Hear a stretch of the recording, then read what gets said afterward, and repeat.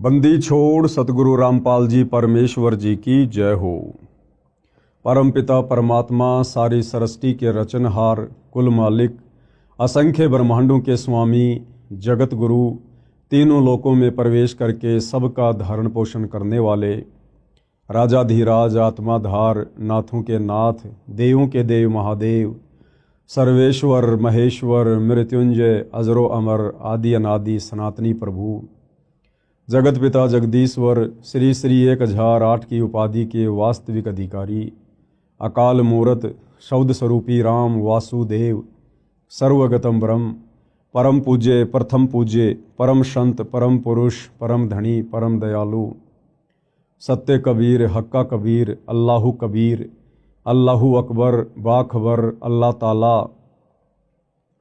जगत के तारणहार, जगत के मुक्तिदाता, जगत के जगन्नाथ, हारे के सहारे, हिंदुओं के राम, मुसलमानों के अल्लाह, सिखों के वाहिगुरु, ईसाइयों के मसीह, दया के सागर दयानिधि, करुणा के सागर करुणानिधि, स्वयंभू परिभू, संकट मोचन, कष्ट हरण, मंगल करण, दुख भंजन, अविगत कबीर, निर्विकार निर्विषम परमात्मा, अलय अलेख सतगुरु, आदि अनादि सतगुरु, असली मर्यादा पुरुषोत्तम, असली राम, असली कृष्ण, असली घनश्याम, असली मुरारी, राजाओं के राजा, महाराजाओं के महाराजा, शहंशाहों के शहंशाह, सम्राटों के सम्राट, भगवानों के भगवान, अल्लाहों के अल्लाह, प्रभुओं के प्रभु, मसीहाओं के मसीह, सच्चे वाहिगुरु, बाबाओं के बाबा, पीरों के पीर, सेठों के सेठ, जगत सेठ, सावड़सा सेठ, सर्वगुण संपन्न, अनंत कोटि कलाओं के स्वामी, अनंत कोटि ब्रह्मांडों के नायक,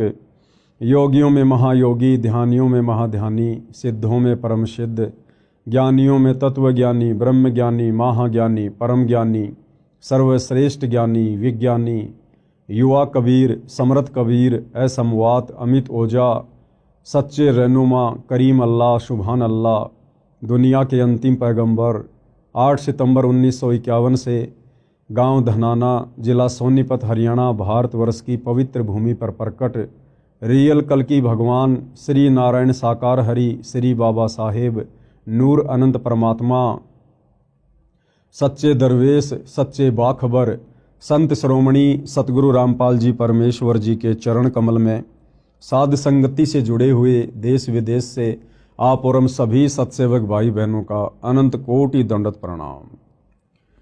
भाई और बहनों, बहुत बड़ी रजा, बहुत बड़ी मेहर पूज्य गुरुदेव भगवान की, परमेश्वर रामपाल जी की, जिनके शुभ आशीर्वाद से, विशेष आशीर्वाद से, उन्हीं के कर कमल से लिखित पवित्र पुस्तक हिंदू साहिबान नहीं समझे गीता वेद पुराण, इस पवित्र पुस्तक के ऊपर वीडियो बनाने की श्रृंखला शुरू हुई है। इस श्रृंखला में आज हमारा ये पहला वीडियो है और विशेषकर हिंदू समाज से जुड़े हुए उन सभी भाई बहनों से मैं निवेदन करूंगा, प्रार्थना करूंगा, विनती करूंगा कि आप जी इस पवित्र पुस्तक को बहुत ही ध्यानपूर्वक और धैर्यपूर्वक देखने का कष्ट करें। देखिए, जब तक हम किसी के विचार नहीं सुनेंगे, हम किसी के विषय में जानेंगे नहीं, तो हमें उनके विषय में कभी भी पता नहीं चलेगा।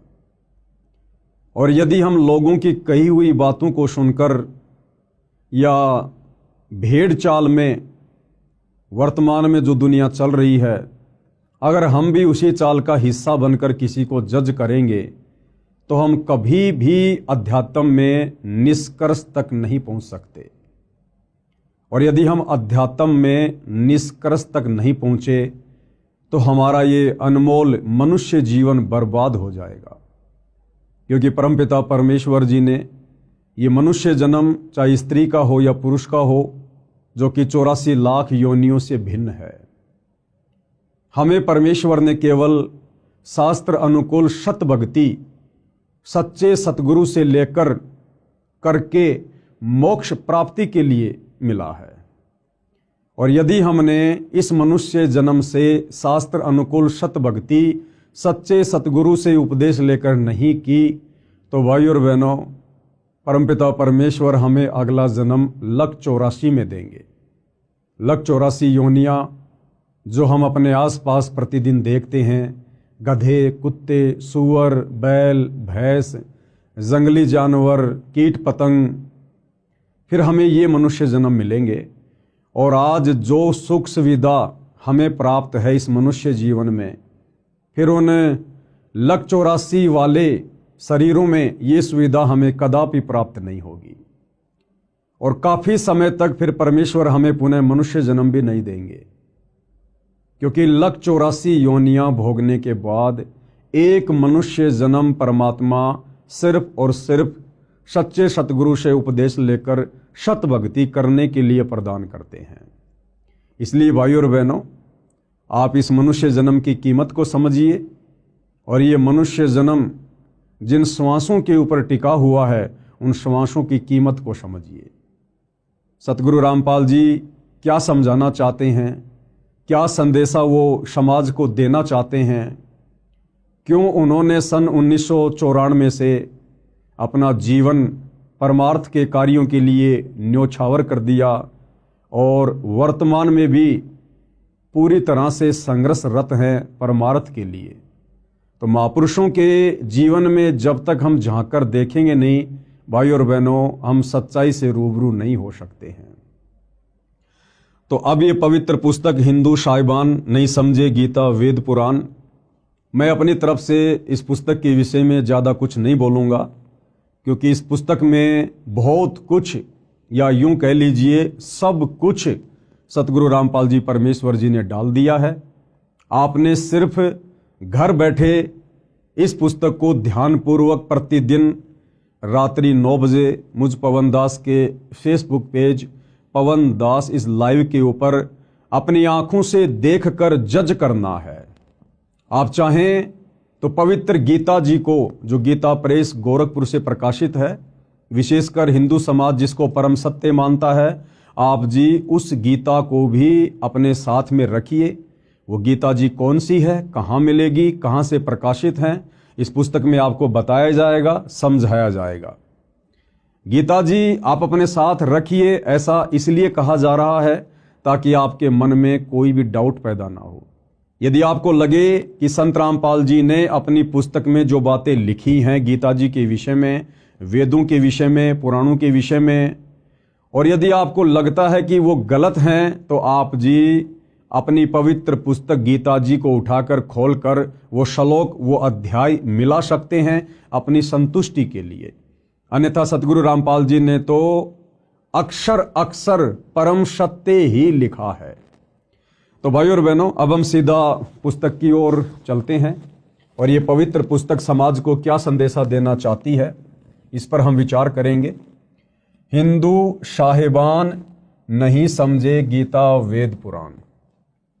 आज हम इसके प्रथम अध्याय को लेते हैं।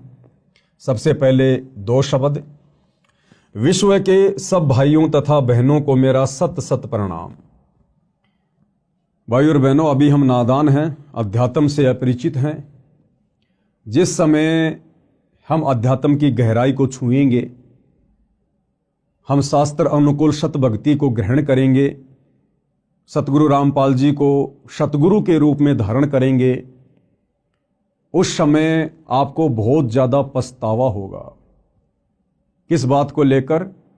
कि हम नादान प्राणियों को समझाने के लिए सतगुरु रामपाल जी हमें कह रहे हैं सत सत प्रणाम, जबकि अनंत बार कोटि कोटि प्रणाम हम लोगों ने सतगुरु रामपाल जी के चरणों में कहना चाहिए। परंतु अभी हम अध्यात्म से अनजान हैं, नादान हैं, भ्रमित हैं। हर धर्म के प्रत्येक धर्म गुरु ने समस्त समाज के अनुयायियों को शास्त्र विरुद्ध साधना पर लगाकर भक्ति और भगवान से कोसों दूर कर दिया है, और भगत समाज सच्चे गुरु की पहचान करना भी भूल चुका है। क्योंकि किसी भी धर्म का व्यक्ति हो, वो केवल उस धर्म की पुस्तकों का नाम तो जानता है, लेकिन पुस्तकों के अंदर ज्ञान क्या छुपा हुआ है, वो पुस्तकें कहना क्या चाहती हैं, समझा क्या रही हैं, वो ना हमारे धर्म गुरुओं को पता है और ना आम नागरिकों को पता है। और जब हमें इस बात का पता चलेगा सतगुरु रामपाल जी से उपदेश लेकर या उनके सत्संग सुनकर, उसके बाद ये जो शब्द यहाँ लिखे हुए हैं इस पुस्तक में सतगुरु रामपाल जी की तरफ से कि सत सत प्रणाम, उसके बाद हम उनके चरण कमल में कहेंगे गुरुदेव भगवान के चरण कमल में अनंत कोटि दंडोत प्रणाम। हिंदू साहिबानों से मेरा निवेदन है कि इस पुस्तक को निष्पक्ष बुद्धि से दिल थाम कर पूरा पढ़ना। हिंदू समाज के लिए यह पुस्तक संजीवनी है तथा वरदान सिद्ध होगी। आपने संजीवनी बूटी का तो नाम सुना होगा। जब लक्ष्मण जी के प्राण संकट में थे तो हनुमान जी को सेवा दी गई द्रोणागिरी पर्वत से संजीवनी बूटी लाने की।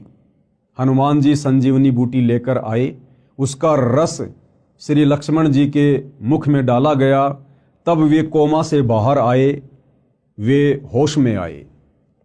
इसी प्रकार भाइयों और बहनों, युगों युगों से ये समाज भक्ति और भगवान के नाम पर भ्रमित है।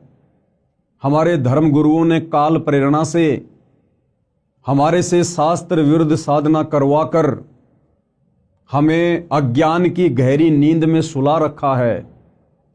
अब ये पुस्तक सतगुरु रामपाल जी के कर कमल से लिखित, इसको पढ़ने और समझने के बाद ये पुस्तक हमारे लिए संजीवनी बूटी साबित होगी।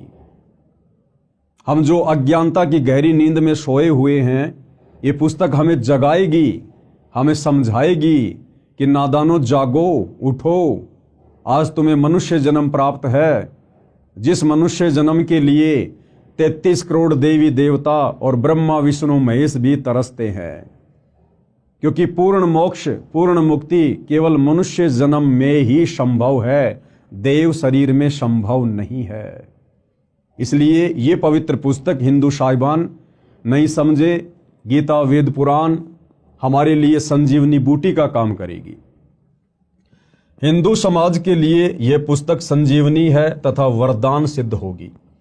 निवेदन, भगतात्मा हिंदुओं से मेरा करबद्ध निवेदन है कि इस पुस्तक के अमृत ज्ञान के सत्य तथा असत्य को जानने के लिए आप गीता प्रेस गोरखपुर से प्रकाशित व मुद्रित तथा श्री जयदयाल गोविंदका जी द्वारा अनुवादित पदछेद अन्वय साधारण भाषा टीका सहित श्रीमद् भगवत गीता साथ रखें।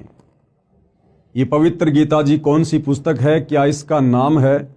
इसी पुस्तक को आप जी किसी भी धार्मिक पुस्तकों की दुकान से खरीद कर अपने घर ला सकते हैं और सतगुरु रामपाल जी के कर कमल से लिखित इस पुस्तक से मिलान कर सकते हैं, ताकि आपको कोई डाउट ना रहे, आपको कोई शंका ना रहे। आगे बढ़ते हैं भाइयों और बहनों, हम इस पुस्तक में अजब आनंद आएगा, क्योंकि इसमें अनुवादक ने शब्दों के अर्थ आमने सामने भिन्न भिन्न किए हैं। अन्य अनुवादकों ने ऊपर संस्कृत में मूल पाठ रखा है, नीचे केवल अनुवाद सीधा किया है, शब्दों के अर्थ भिन्न भिन्न नहीं किए हैं। यदि मुझ पर भरोसा करो तो उस गीता की भी आवश्यकता नहीं है, क्योंकि मैंने उसी पुस्तक की फोटोकॉपी लगाई है।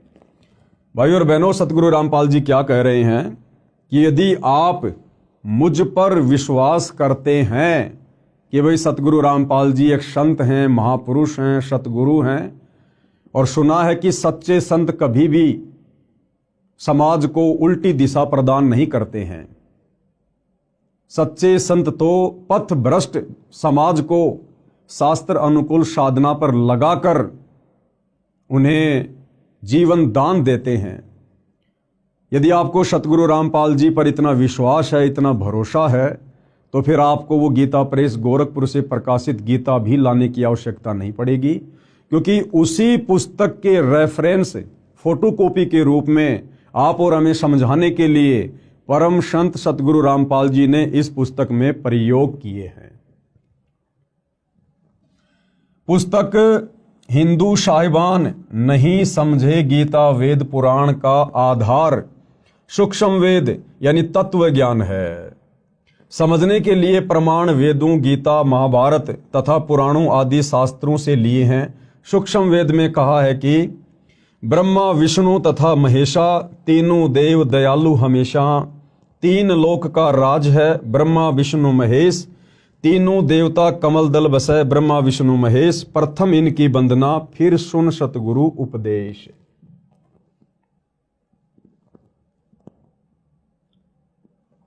अर्थात सूक्ष्म वेद में अध्यात्म का संपूर्ण ज्ञान है। भाइयों और बहनों ध्यान देना, यहां पर सतगुरु रामपाल जी ने इस पुस्तक का आधार बताया है सूक्ष्म वेद। अब ये सूक्ष्म वेद क्या है, 99% समाज इस बात से अपरिचित है। हमने तो केवल 4 वेदों के नाम सुने हैं, यजुर्वेद, ऋग्वेद, अथर्ववेद, सामवेद। अब ये 5वां वेद कौन सा आ गया? ये 5वां वेद इन 4 वेदों का बाप है, इनका पिता है। अध्यात्म से संबंधित कंप्लीट ज्ञान, पूर्ण मुक्ति का मार्ग जो इन 4 वेदों में नहीं है, पवित्र गीता जी में नहीं है, 18 पुराणों में नहीं है, मुसलमानों की तौरात, जबूर, इंजिल, हदीसों में नहीं है, कुरान मजीद, कुरान शरीफ में नहीं है, सिखों के गुरु ग्रंथ साहिब में नहीं है, ईसाइयों की बाइबल में नहीं है, वो कंप्लीट अध्यात्म का ज्ञान, कंप्लीट कोश, कंप्लीट सलेबस 5वें वेद सूक्ष्म वेद में है। सूक्ष्म वेद यानी जब जब ये कबीर परमात्मा सतलोक से चलकर धरती पर सशरीर प्रकट होते हैं, संत रूप में लीला करते हैं, अपनी आत्माओं तक तत्व ज्ञान पहुंचाते हैं, उस ज्ञान को भाइयों और बहनों कुछ उनके फॉलोअर्स के द्वारा संग्रहित कर लिया जाता है एक पुस्तक के रूप में, ग्रंथ के रूप में। उसको सूक्ष्म वेद कहते हैं, सूक्ष्म ज्ञान कहते हैं।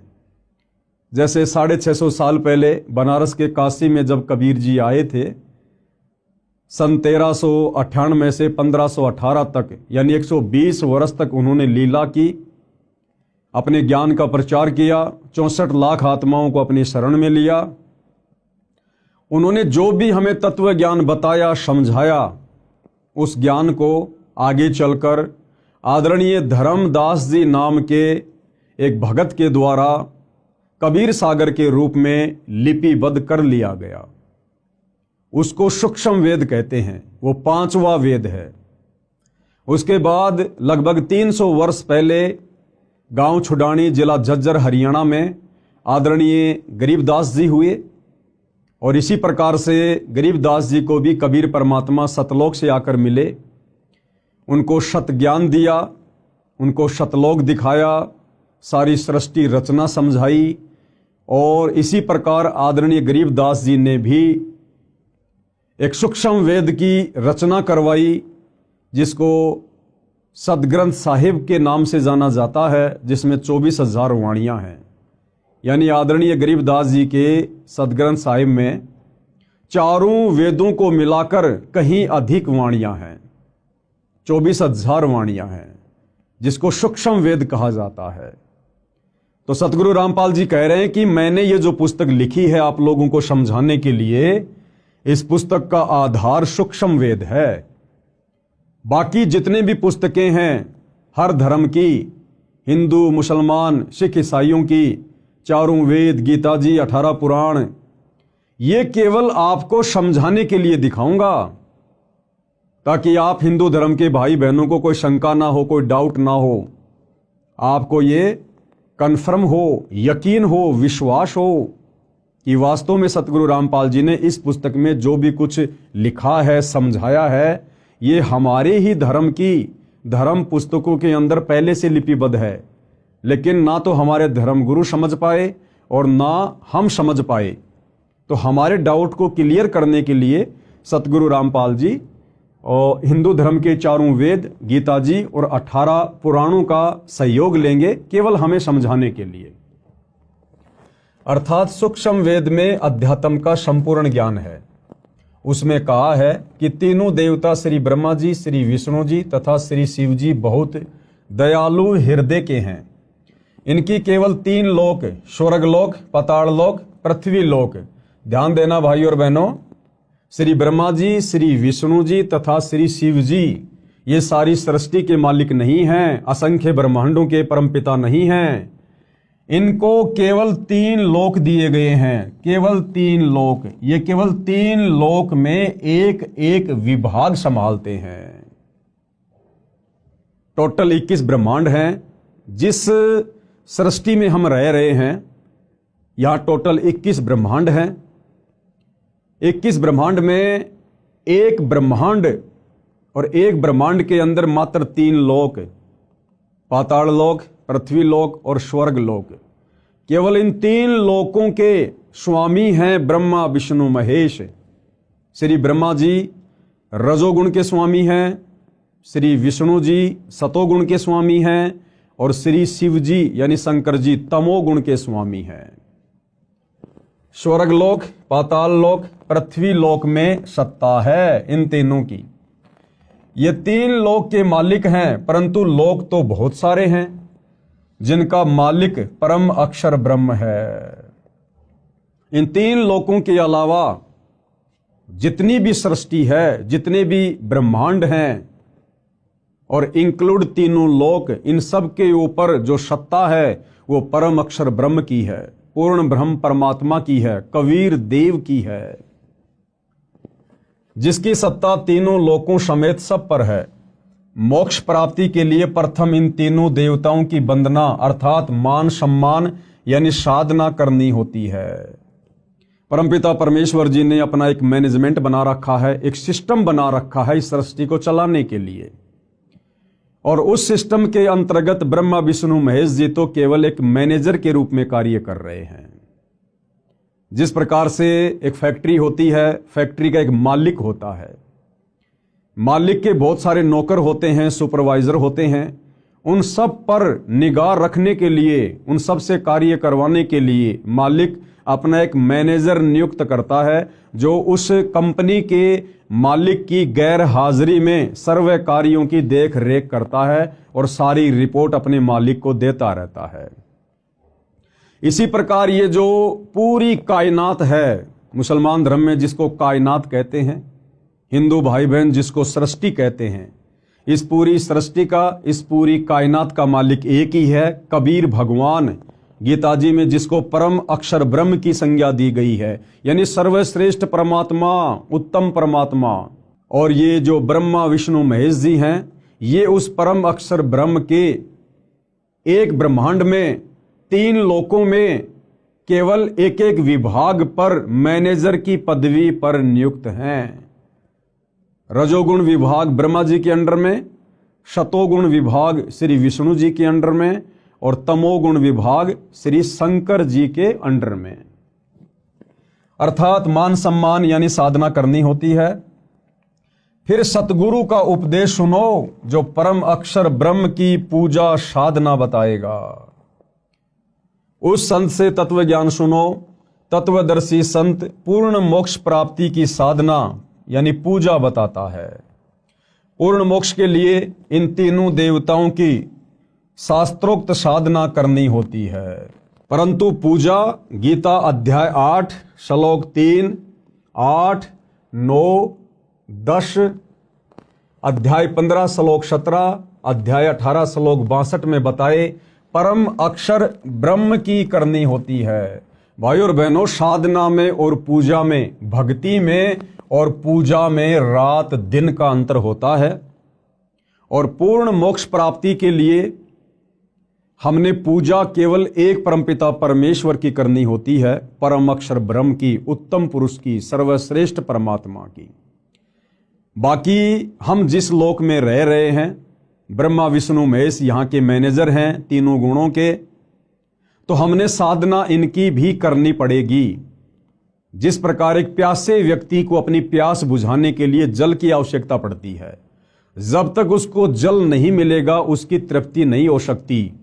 अब जल मिलेगा हैंड पंप से, तो हमने हैंड पंप की साधना करनी पड़ेगी, हमने हैंड पंप की साधना करनी पड़ेगी, हमने उसको काम में लेना पड़ेगा, हमने उसको चलाना पड़ेगा, उसके हत्थे को ऊपर नीचे करना पड़ेगा, तब जाकर हमें वो मूल वस्तु जल प्राप्त होगा।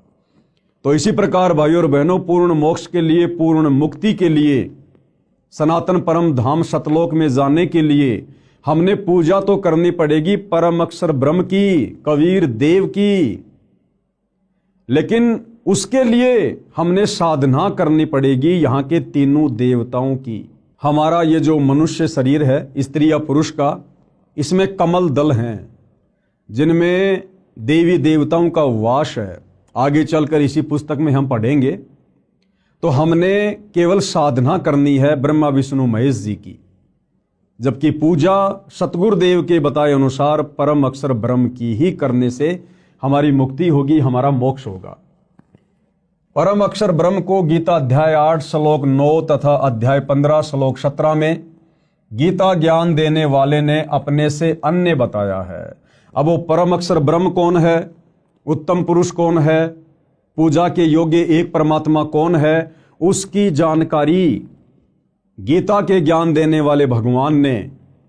अब आप जी गीता का ज्ञान देने वाला भगवान श्री कृष्ण जी को मानते हैं, या श्री विष्णु जी को मानते हैं, या काल ब्रह्म को मानते हैं, ये आपको स्पष्ट रूप से उस समय पता चलेगा जब आप सतगुरु रामपाल जी के सत्संग सुनना शुरू करेंगे, या फिर इस पुस्तक को धैर्य पूर्वक पूरा पढ़ेंगे, जितने भी वीडियो बनेंगे। तो गुरुदेव भगवान कह रहे हैं कि वो जो परम अक्षर ब्रह्म है, केवल उसी की पूजा का विधान है। उस परम अक्षर ब्रह्म को गीता के ज्ञान देने वाले भगवान ने अपने से अन्य बताया है। यानी इस पवित्र पुस्तक गीता जी का ज्ञान देने वाला भगवान अर्जुन से कह रहा है कि अर्जुन, मेरी भक्ति से पूर्ण मुक्ति नहीं है, पूर्ण मोक्ष नहीं है। अगर तुझे सनातन परम धाम में जाना है, पूर्ण मोक्ष प्राप्त करना है, तुझे कभी भी लक 84 में गधा कुत्ता सूअर नहीं बनना है, नरक में स्वर्ग में नहीं जाना है। तुझे केवल सनातन परम धाम में जाना है, जहां जाने के बाद प्राणी फिर कभी लौटकर इस संसार में वापस दुख भोगने के लिए नहीं आता है। वो परम अक्षर ब्रह्म, वो तो मेरे से अलग है, मेरे से अन्य है। और गीता जी में गीता ज्ञान देने वाला भगवान कहां कहां किन किन श्लोकों में अपने से अन्य उस परम अक्षर ब्रह्म की जानकारी दे रहा है, आपको इस पुस्तक में स्पष्ट रूप से पढ़ने और देखने को मिलेगा। परम अक्षर ब्रह्म को गीता अध्याय 8 श्लोक 9 तथा अध्याय 15 श्लोक 17 में गीता ज्ञान देने वाले ने अपने से अन्य बताया है तथा कहा है कि उत्तम पुरुष तू अन्य, पुरुषोत्तम तो मेरे से अन्य हैं। यानी गीता जी का ज्ञान देने वाला भगवान ही कंप्लीट नहीं है, वो सर्वे सर्वा नहीं है, सारी सृष्टि का मालिक नहीं है। गीता ज्ञान देने वाला भगवान तो खुद कह रहा है कि भाई वो पूर्ण ब्रह्म परमात्मा परम अक्षर ब्रह्म तो मेरे से भी अन्य है, वही परमात्मा है, सबका धारण पोषण करने वाला अविनाशी परमेश्वर है। गीता का ज्ञान देने वाला कह रहा है कि अर्जुन, मेरा भी धारण पोषण करने वाला और समस्त संसार के प्राणियों का धारण पोषण करने वाला वही परमात्मा परम अक्षर ब्रह्म है। पूजा तथा साधना का अंतर जानने के लिए आप इसी पुस्तक में पेज नंबर 179 पर पढ़ें, यानी आगे हम पढ़ेंगे। मेरा उद्देश्य, सतगुरु रामपाल जी क्या कह रहे हैं कि उनका क्या मकसद है, क्या उनका उद्देश्य है इस पुस्तक को लिखने का और इस पुस्तक के माध्यम से भगत समाज को जगाने का। विश्व के मानव को सत्य ज्ञान सुनाकर सनातनी बनाना है, सनातनी। क्योंकि पिछला इतिहास बताता है कि पहले केवल एक सनातन पंथ यानी धर्म ही था। तत्व ज्ञान के अभाव से हम धर्मों में बंटते चले गए, जो विश्व में अशांति का कारण बना है। एक दूसरे के जानी दुश्मन बन गए हैं। यह बात विश्व का मानव निर्विरोध मानता है कि सबका मालिक यानी परमात्मा एक है। ये बात तो सभी मानते हैं कि भाई पूरे विश्व का मालिक सबका भगवान एक ही है। परंतु वह कौन है, कैसा है, यानी साकार है या निराकार है। मानव रूप में है या अन्य रूप में है, यह प्रश्नवाचक चिन्ह अभी तक लगा है। जैसे भाइयों और बहनों, कोई व्यक्ति चाहे किसी की भी पूजा करता है, किसी भी धर्म का है, जैसे हिंदू धर्म की हम बात करें, एक व्यक्ति को सारा जीवन बीत जाता है देवी देवताओं की पूजा करते हुए, ब्रह्मा विष्णु महेश की पूजा करते हुए, और जब उस व्यक्ति के ऊपर कोई विशेष आपत्ति, विशेष संकट आता है और जब उसका कहीं कोई समाधान नहीं निकलता है, तो अंत में वो व्यक्ति थक हार कर अंतरात्मा से पुकार करता है कि हे सच्चे परमात्मा, हे सबके मालिक। उस समय वो व्यक्ति भूल जाता है कि मैं तो ब्रह्मा जी का पुजारी हूं, मैं शंकर जी और विष्णु जी का पुजारी हूं, मैं तो देवी देवताओं का पुजारी हूं। उस समय वो व्यक्ति अंतरात्मा से यही पुकार करता है कि हे सच्चे मालिक, हे सबके परमात्मा, हे भगवान। क्योंकि आत्मा उसको आभास है कि परमात्मा तो एक ही है। आत्मा अगर एक है तो उसको पैदा करने वाला परमात्मा भी एक ही है। इसी प्रकार मुसलमान धर्म से जुड़े भाई बहन चाहे कितनी ही मजार पूजें, कितना ही मस्जिदों में जाएं, अंत में जब उन पर विशेष आपत्ति आती है तो वो यही कहते हैं, हे अल्लाह, हे सच्चे मौला, हे सबके बादशाह। उस समय वो भूल जाते हैं कि हम अजमेर जाया करते थे चादर चढ़ाने, हम फला फला मजार पर जाया करते थे चादर चढ़ाने। उस समय उन आत्माओं को केवल एक परमात्मा याद आता है, क्योंकि हम सभी उसी परमपिता परमेश्वर की आत्माएं हैं। भले आज हमारे को काल ने, शैतान ने विभिन्न धर्मों में, जातियों में, संप्रदायों में, पंथों में बांट दिया है, लेकिन भाइयों और बहनों, वो आत्मा का बंटवारा नहीं कर सकता। और अब वो समय आ गया है उस एक परमपिता परमेश्वर को पहचानने का, जानने का। तो क्या कह रहे हैं गुरुदेव भगवान कि परमात्मा के विषय में, भगवान के विषय में, कि भगवान साकार है या निराकार है, मानव रूप में है या अन्य रूप में है। कहते हैं अभी तक इस बात पर प्रश्नवाचक चिन्ह लगा हुआ है। इस पुस्तक में वह प्रश्नवाचक चिन्ह पूर्ण रूप से हटा दिया है। सत्य को ग्रहण करना, असत्य से किनारा करना एक नेक मानव का परम कर्तव्य बनता है। यानी सत्य को स्वीकार करना और असत्य को दूर कर देना, ये एक सभ्य इंसान का, सभ्य मानव का, वो चाहे हिंदू हो, मुसलमान हो, सिख हो, ईसाई हो, ये उसका परम कर्तव्य बनता है। और जब बात हो हमारे आत्म कल्याण की, तो भाइयों और बहनों, फिर झूठ की नाव में भला कौन बैठना पसंद करेगा। इस पुस्तक में एक शब्द भी चारों वेदों व वेदों के सार श्रीमद् भगवत गीता, पुराणों तथा सूक्ष्म वेद से बाहर नहीं है। ये जो पवित्र पुस्तक सतगुरु रामपाल जी ने अपने कर कमल से लिखकर समाज में प्रस्तुत की है, इस पुस्तक में आपको जो भी ज्ञान मिलेगा, विशेषकर हिंदू धर्म से जुड़े भाई बहनों को कंप्लीट ज्ञान हमारे हिंदू धर्म के पवित्र धर्म ग्रंथों के अंदर वाला ही है। और जो ज्ञान इन चारों वेदों में और गीता जी में 18 पुराणों में नहीं है, वो ज्ञान फिर 5वें वेद सूक्ष्म वेद में है, कबीर सागर में और आदरणीय गरीबदास जी के सदग्रंथ साहिब में। तो इन धर्म ग्रंथों के अलावा आपको किसी भी प्रकार की उवाबाई या झूठी बातें इस पुस्तक में देखने को या सुनने को कतई नहीं मिलेगी। सूक्ष्म वेद में बताया है कि विश्व के सभी जीवात्मा परम शांति वाले सनातन परम धाम में उस परमात्मा के पास रहते थे, जिसके विषय में गीता अध्याय 18 श्लोक 62 में कहा है कि हे भारत, तू सर्व भाव से उस परमेश्वर की शरण में जा। गीता जी का ज्ञान देने वाला भगवान, जिसको हिंदू समाज के भाई बहनों ने अपना परमात्मा मान लिया था, वो गीता जी का ज्ञान देने वाला भगवान भी कह रहा है कि हे भारत, यानी हे अर्जुन, तू सर्व भाव से, यानी हर प्रकार से, और सारी भक्ति छोड़कर, ब्रह्मा विष्णु महेश की भक्ति छोड़कर, देवी देवताओं की भक्ति छोड़कर, और गीता का ज्ञान देने वाले काल ब्रह्म की भक्ति छोड़कर सर्व भाव से उस परमेश्वर की शरण में जा।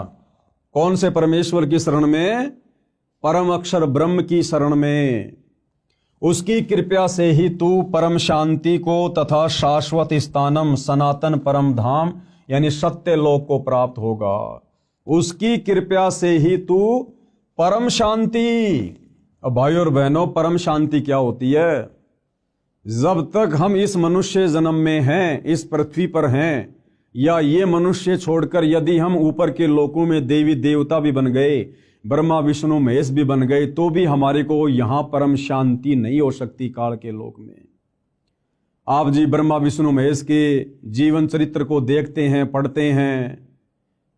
ब्रह्मा विष्णु महेश भी राक्षसों के साथ में युद्ध करते हैं, लड़ाई झगड़ा करते हैं। 33 करोड़ देवी देवताओं के राजा इंद्र, ये भी हमेशा राक्षसों के साथ युद्ध करते रहते हैं। कभी राक्षस विजय हो जाते हैं तो देवी देवताओं को अपने पद छोड़कर जंगलों में जाना पड़ता है, धक्के खाने पड़ते हैं। आपने सुना होगा कि रावण ने अपनी सिद्धि शक्ति से अपनी समस्त राक्षस सेना को आकाश में उड़ाकर और देवताओं के ऊपर धावा बोल दिया, आक्रमण कर दिया, और रावण ने 33 करोड़ देवी देवताओं को हराकर बंदी बना लिया और अपनी कारागार में डाल दिया था। श्री शनिदेव महाराज तो रावण के पैरों के नीचे रहा करते थे। जैसे आप और हम भाई बहन जूते झाड़ने के लिए हम जिस फुटमेट का प्रयोग करते हैं ना, शनिदेव तो रावण के पैरों के नीचे रहा करता था। वरुण देव ये रावण का पानी भरा करता था। अग्निदेव रावण की रसोई में खाना बनाया करता था। पवन देव रावण के महल में झाड़ू निकाला करता था। तो भाई और बहनों, यहां परम शांति नहीं है। चाहे हम 33 करोड़ देवी देवता क्यों ना बन जाएं, चाहे हम ब्रह्मा विष्णु महेश की पदवी को प्राप्त क्यों ना हो जाएं, जब तक हम इस काल के 21 ब्रह्मांड में हैं, इस लोक में हैं, तब तक हमें परम शांति नहीं हो सकती। तो गीता का ज्ञान देने वाला भगवान काल ब्रह्म कह रहा है कि उसकी कृपा से ही तू परम शांति को तथा शाश्वत स्थानम, यानी जिस स्थान का, जिस लोक का, जिस सृष्टि का किसी भी देश काल और परिस्थिति में विनाश ना हो, जो कभी भी नष्ट ना होती हो, जहां कभी कोई प्रलय ना आती हो, महाप्रलय ना हो, कहते हैं तू उसको प्राप्त हो जाएगा, तू वहां चला जाएगा उस परम अक्षर ब्रह्म की कृपा से, उसकी भक्ति करके। उसकी कृपा से ही तू परम शांति को तथा शाश्वत स्थानम, सनातन परम धाम यानी सत्य लोक को प्राप्त होगा। उस परमेश्वर का प्रमाण गीता ज्ञान देने वाला भगवान कह रहा है अर्जुन से कि उस परम अक्षर परमात्मा का प्रमाण, यानी वो कौन है, कैसा है, कहां रहता है, उसकी प्राप्ति की विधि क्या है। कहते हैं इसका जो प्रमाण है, उस परमेश्वर का प्रमाण, गीता अध्याय 8 श्लोक 1 में अर्जुन ने प्रश्न किया कि आपने गीता अध्याय 7 श्लोक 29 में जो तत्व ब्रह्म कहा है, वह तत्व ब्रह्म क्या है? जिसका उत्तर देते हुए गीता अध्याय 8 श्लोक 3, 8, 9 व 10, गीता अध्याय 15 श्लोक 4 तथा 17 आदि में कहा है, जिस लोक में वह तत्व ब्रह्म यानी परम अक्षर ब्रह्म सत्य पुरुष रहता है, उसमें परम शांति है, यानी महासुख है।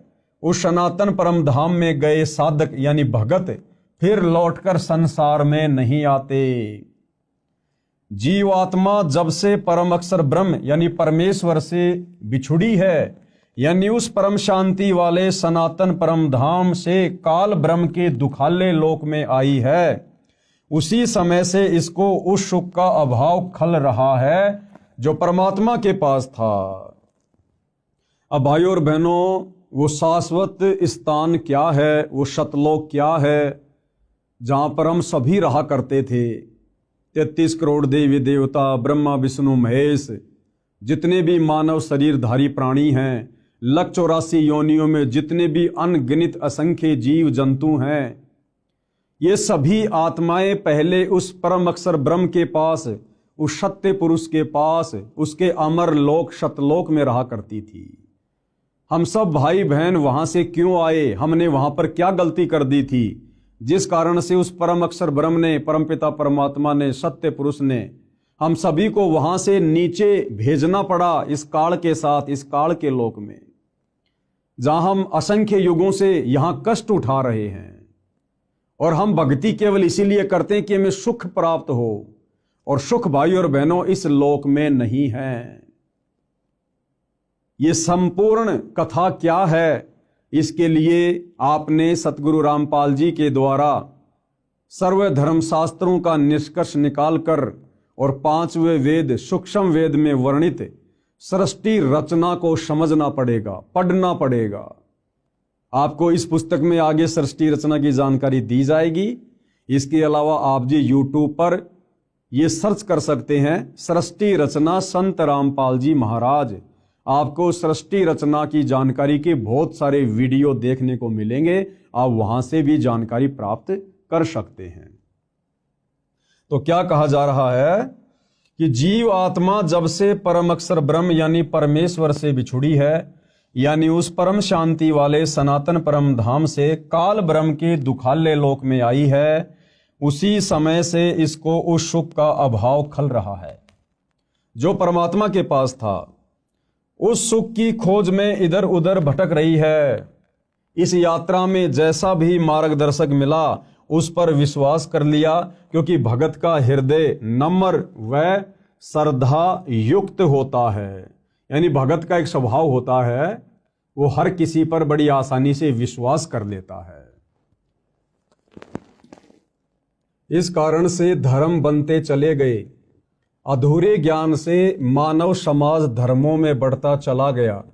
अनेकों पंथ यानी धर्म बन गए। सर्वप्रथम एक आदि सनातन पंथ यानी धर्म था। मानव समाज शास्त्रोक्त साधना करता था, यानी शास्त्रों के अनुसार ही साधना करता था। यह भैरव भूत की साधना नहीं करता था, चौराहों की पूजा नहीं करता था, किसी भी ऐरे गहरे जादू जंत्र करने वाले बाबाओं के चक्कर में आकर टोने टोटके जंत्र मंत्र में विश्वास नहीं करता था। केवल शास्त्रों के अनुसार साधना की जाती थी। आदि सनातन पंथ में शुरुआत में सतयुग में मानव समाज शास्त्रोक्त साधना करता था। वह सतयुग का समय था। वह कौन सा समय था? वो सतयुग का समय था, जिस समय पूरी पृथ्वी के मानव शास्त्रों के अनुसार यानी पांचों वेदों के अनुसार साधना किया करते थे। पांचों वेदों ऋग्वेद, यजुर्वेद, सामवेद, अथर्ववेद तथा सूक्ष्म वेद, केवल यही शास्त्र हुआ करते थे। 4 वेद ब्रह्मा जी को मिले, उनमें संपूर्ण अध्यात्म ज्ञान नहीं था।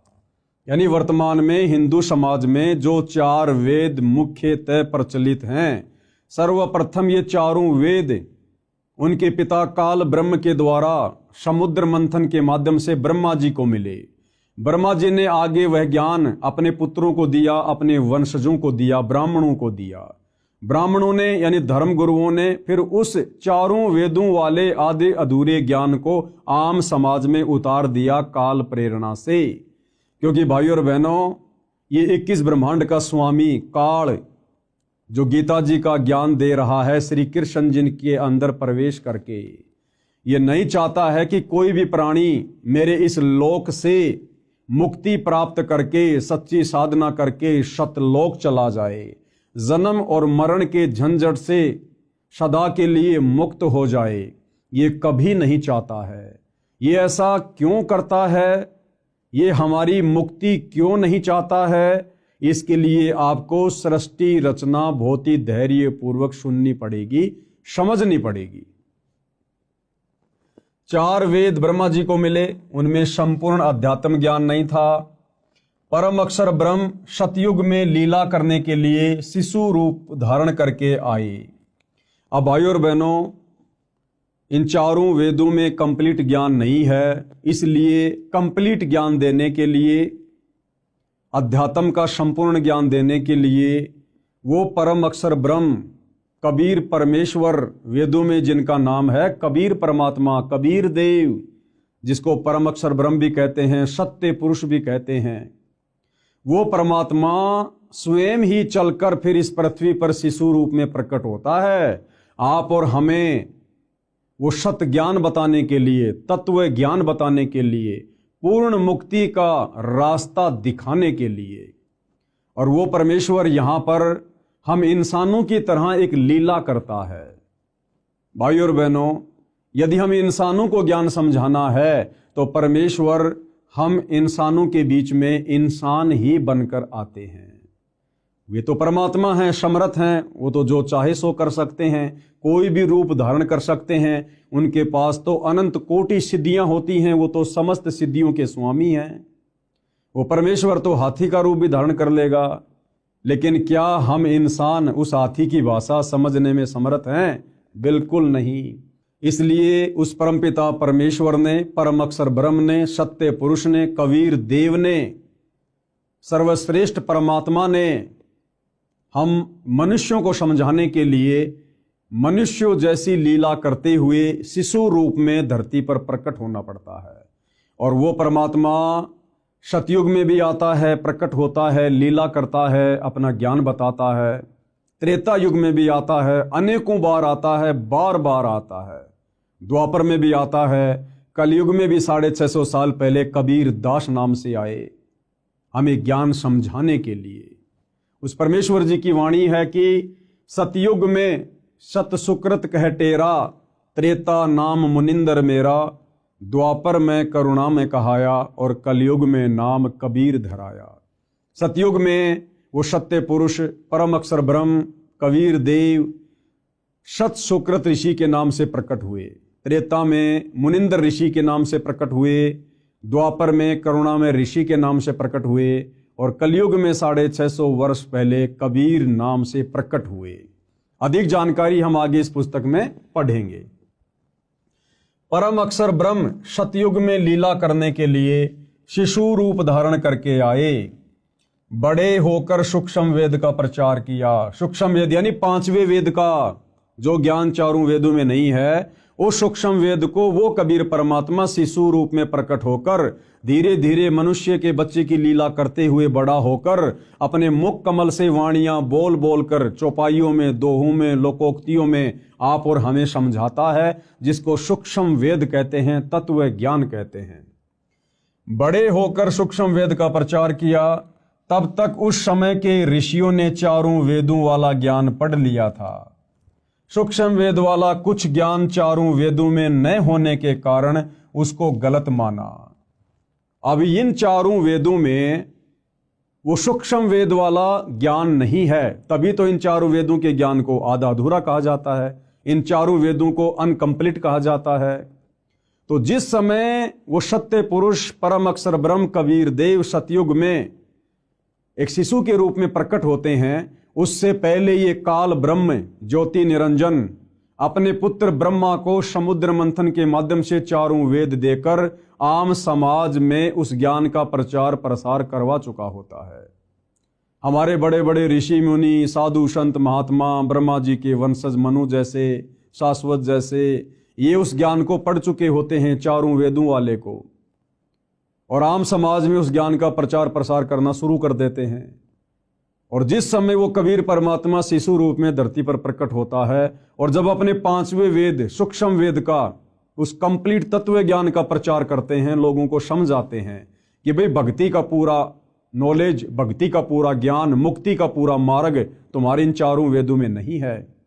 तो आम व्यक्ति और वो जितने भी ऋषि मुनि होते हैं जो चारों वेदों को पढ़कर आगे ज्ञान प्रचार करते हैं, वो उस कबीर परमात्मा वाले सूक्ष्म वेद में वर्णित ज्ञान को स्वीकार नहीं करते हैं।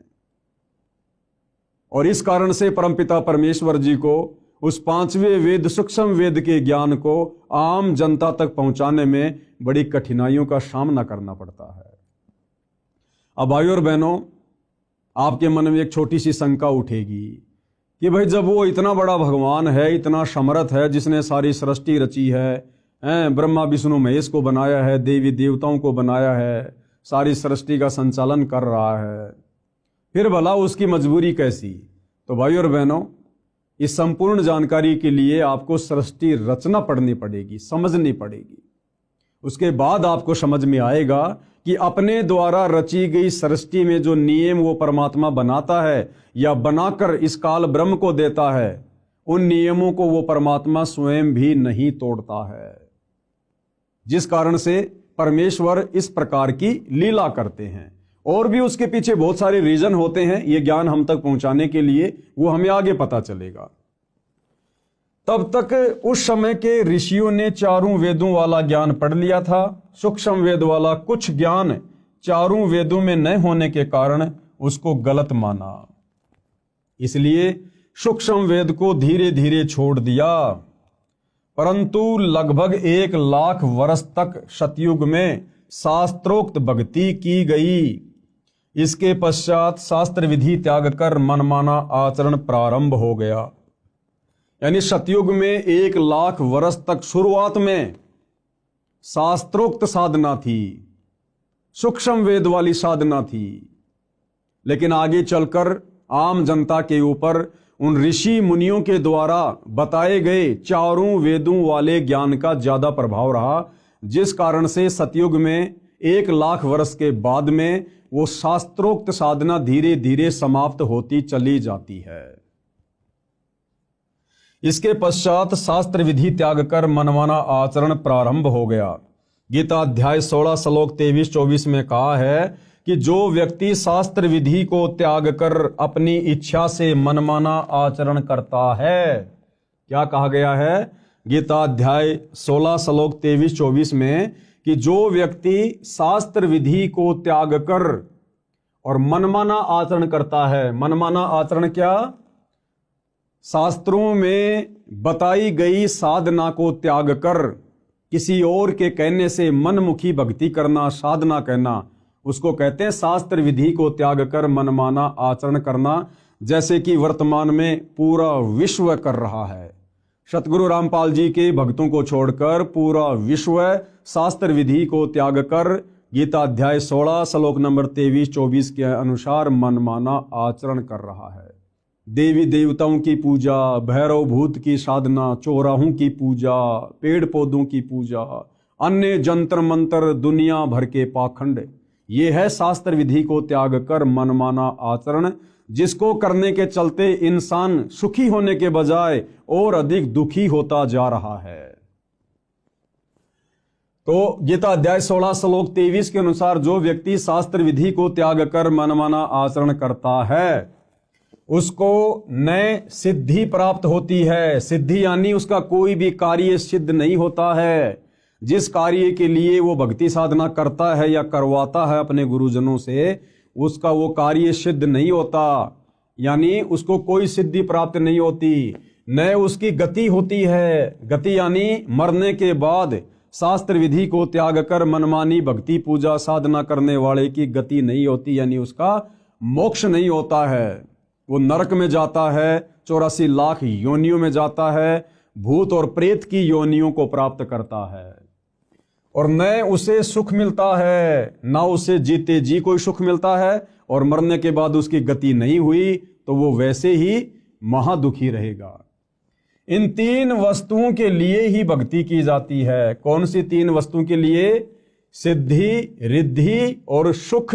सिद्धि यानी कार्य सिद्धि, रिद्धि यानी धन माया और सुख प्राप्ति के लिए। और भाई शास्त्र विधि को त्याग कर मनमाना आचरण करने वालों को ये तीनों वस्तुएं प्राप्त नहीं होती हैं। और यदि फिर भी किसी को लगता है कि भैया हम तो यही छोटी मोटी भक्ति कर रहे हैं, जिस भक्ति का ना कोई सिर है, ना कोई पैर है, ना जिसका कोई आधार है, यानी गीता अध्याय 16 श्लोक नंबर 23-24 के अनुसार मनमाना आचरण है कि भाई हम तो यही साधना कर रहे हैं परंपरागत जो हमारे पूर्वज कर रहे थे, फिर भी देखो हमारे को सर्व सुख प्राप्त हैं, तो उस भाई को ये समझना चाहिए कि वो सर्व सुख रिद्धि सिद्धि तुम्हें वर्तमान में की गई भक्ति साधना से प्राप्त नहीं हो रहे। ये तुम्हारे पूर्व जन्मों की भक्ति का प्रतिफल है जो तुम्हें वर्तमान में मिल रहा है। तुम्हारी वर्तमान साधना से तुम्हें कोई किसी प्रकार का लाभ नहीं हो सकता है।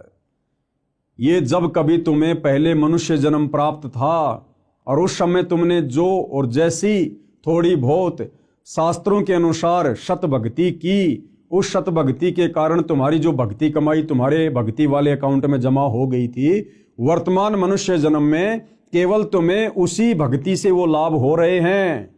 जिस प्रकार भाइयों और बहनों, आपने लाइट में इन्वर्टर लगाकर बैटरी को फुल चार्ज कर लिया और लाइट अचानक से चली गई, लाइट अचानक से चली गई, आपका इन्वर्टर अभी भी उस पलक में लगा हुआ है, उस पॉइंट में लगा हुआ है जिसमें लाइट नहीं आ रही है, और आपके पंखे भी चल रहे हैं, आपकी बैटरी भी चल रही है, क्योंकि आपका इन्वर्टर काम कर रहा है, भले लाइट चली गई। अब कोई व्यक्ति ये कहे भैया ये तुम्हारी जो लाइट है, तुम्हारी जो पंखे हैं ना, ये लाइट से नहीं चल रहे, बिजली से नहीं चल रहे, क्योंकि बिजली तो आ ही नहीं रही। और वो व्यक्ति कहेगी नहीं, ये लाइट से ही चल रहे हैं, देखो मैंने मेरा इन्वर्टर लाइट में लगा रखा है।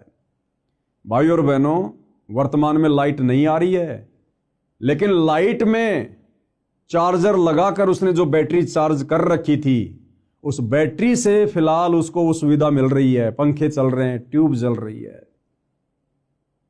और जब वो बैटरी डिस्चार्ज हो जाएगी, उस समय उसकी सारी सुविधाएं स्वतः बंद हो जाएगी। ठीक इसी प्रकार भाइयों और बहनों, वर्तमान में सतगुरु रामपाल जी के भक्तों के अलावा पृथ्वी पर कोई भी प्राणी, वो चाहे पृथ्वी लोक में हो चाहे देवलोक में हो, वो शास्त्र अनुकूल शत भक्ति नहीं कर रहे हैं।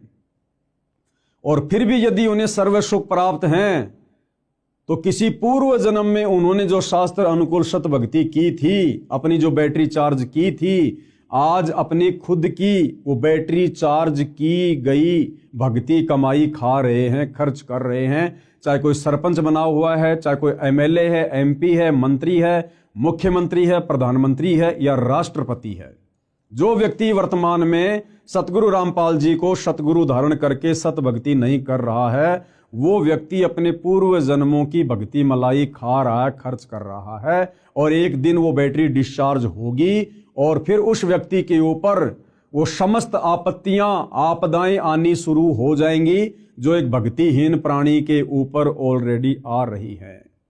इसलिए भाइयों और बहनों, सत भक्ति रूपी चार्जर वर्तमान में पूरी पृथ्वी पर केवल सतगुरु रामपाल जी के पास में है।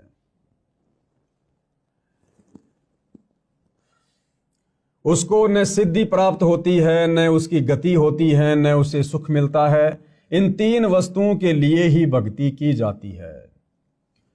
संत गरीबदास जी ने सूक्ष्म वेद में कहा है, आदि सनातन पंथ हमारा, जानत नहीं इसे संसारा। अब ये आदरणीय गरीबदास जी कौन है, इनका सूक्ष्म वेद क्या है, ये सारी जानकारी आपको आगे इसी पुस्तक में मिलेगी। संत गरीबदास जी ने सूक्ष्म वेद में कहा है, आदि सनातन पंथ हमारा और जानत नहीं इसे संसारा। सट दर्शन सब खटपट होई, हमरा पंथ न पावे कोई। सट दर्शन सब खटपट होई। सट दर्शनी साधु, ये गिरी, पुरी, नागा, वैष्णव, ओगट, इस प्रकार के जो संप्रदाय हैं, इनको शट दर्शनी साधु कहा जाता है। कहते हैं ये तो केवल उआबाई बक रहे हैं, उल्टी साधना कर रहे हैं, मनमाना आचरण कर रहे हैं। इन सट दर्शनी साधु संतों की, इन पंथों की साधना शास्त्रों के अनुसार नहीं है। हमरा पंथ न पावे कोई। आदरणीय गरीबदास जी कह रहे हैं कि हमारे पंथ में जो शास्त्र अनुकूल साधना है, उसको कोई प्राप्त नहीं कर पा रहा है। इन पंथों से वह पंथ अलैदा, इन सट दर्शनी पंथों से उस परमपिता परमेश्वर का, अक्षर पुरुष का, सत्य पुरुष का जो पंथ है, जो भक्ति मार्ग है, वो अलग है, क्योंकि वो पांचवें वेद सूक्ष्म वेद के ऊपर आधारित है। और पंथों बीच सब ज्ञान है बैदा, और बाकी जितने भी पंथ हैं, धर्म है, उनमें जो ज्ञान है वो बैदा यानी बेकार है, व्यर्थ है, उससे मुक्ति नहीं हो सकती, लक 84 से पीछा नहीं छूट सकता। अर्थात हमारा आदि सनातन पंथ है, जिसको संसार के व्यक्ति नहीं जानते। वह आदि सनातन पंथ सब पंथों से भिन्न है। गीता अध्याय 17 श्लोक 23 में कहा है कि पूरा यानी सृष्टि की आदि में यानी शुरुआत में जिस ब्राह्मण यानी सच्चिदानंद घन ब्रह्म की साधना 3 नामों ओम तत् सत वाली की जाती थी। जो 3 विधि से सुमरण किया जाता है, सब ब्राह्मण यानी भगत यानी साधक उसी वेद जिसमें ये 3 नाम का मंत्र लिखा है उसके आधार से यज्ञ साधना करते थे। विशेष ये 3 नाम मंत्र 4 वेदों में नहीं है, केवल सूक्ष्म वेद में है, 5वें वेद में है। गीता जी अध्याय 17 श्लोक 23 में ओम तत् सत इति निर्देश ब्रह्मण त्रिविध समर्थे। ये जो 3 मंत्र हैं ओम तत् सत, ओम तो सीधा सीधा है, तत् और सत ये सांकेतिक है। ये केवल तत्वदर्शी संत ही बता सकता है, पृथ्वी पर अन्य को नहीं पता कि तत् और सत के रूप में वो वास्तविक भक्ति मंत्र क्या हैं। तो गुरुदेव भगवान कह रहे हैं कि इन 4 वेदों में और गीता जी में ओम तत् सत ये तीनों मंत्र पूर्णतया खुलासे के साथ में नहीं है। उसको देने के लिए स्वयं पूर्ण ब्रह्म परमात्मा अक्षर पुरुष ब्रह्म सत्य पुरुष तत्वदर्शी संत के रूप में धरती पर प्रकट होकर ये ज्ञान देता है, जिसके विषय में आगे हम गीता जी में पढ़ेंगे। जिसमें ये 3 नाम का मंत्र लिखा है उसके आधार से यज्ञ साधना करते थे। विशेष ये 3 नाम मंत्र 4 वेदों में नहीं है, ये 3 नाम मंत्र 4 वेदों में नहीं है, गीता जी में नहीं है, मुसलमानों की तौरा जबूर इंजिल और हदीसों में नहीं है, कुरान शरीफ में, कुरान मजीद में नहीं है, गुरु ग्रंथ साहिब में नहीं है, बाइबल में नहीं है। और इन 3 नामों को प्राप्त किए बिना भाइयों और बहनों हमारी पूर्ण मुक्ति नहीं हो सकती। हम सदा सदा के लिए काललोक से बाहर नहीं निकल सकते, उस सनातन परम धाम को प्राप्त नहीं कर सकते। अब आगे भाइयों और बहनों हमने बहुत ही सावधानी से इन विषयों को समझने की आवश्यकता है, क्योंकि अभी हम इस पुस्तक की भूमिका को पढ़ रहे हैं और भूमिका को समझे बिना हमें आगे पुस्तक समझ में नहीं आएगी। अब विशेषकर हिंदू समाज में एक शब्द बड़ा प्रचलित है, हर कोई कहेगा हम तो सनातनी हैं, हम सनातनी हैं, हमारा सनातन धर्म है, सनातन धर्म है। जबकि सतगुरु रामपाल जी और उनके भक्तों के अलावा, सतगुरु रामपाल जी के यथार्थ 13वें कबीर पंथ के पंथियों के अलावा इस धरती पर कोई भी व्यक्ति, चाहे वो चारों शंकराचार्य हों या संत महंत मंडलेश्वर हों, उन लोगों को सनातन के सै का भी ज्ञान नहीं है, सै का भी। ये सनातन क्या है, सनातनी धर्म क्या है, सनातनी पूजा क्या है, अब आपको विस्तार से सुनने और समझने को मिलेगा। गीता अध्याय 4 श्लोक 1 और 2 में स्पष्ट किया है कि हे अर्जुन, यह योग यानी गीता वाला अर्थात 4 वेदों वाला ज्ञान, योग यानी ज्ञान भक्ति, मैंने सूर्य से कहा था। बहुत सारे भाई बहन अपनी नासमझी के चलते, अपने आधे अधूरे आध्यात्मिक ज्ञान के चलते गीता जी के अध्याय 4 श्लोक 1 और 2 में जो स्पष्ट किया गया है कि हे अर्जुन, ये योग यानी ज्ञान, गीता वाला ज्ञान अर्थात 4 वेदों वाला ज्ञान, क्योंकि ये जो गीता जी है ये 4 वेदों का सार है, 4 वेदों का निष्कर्ष है। 4 वेद मिलाकर बहुत मोटे हो जाते हैं, इसलिए ये वेदों वाला ज्ञान ये गीता जी के रूप में कन्वर्ट कर दिया गया।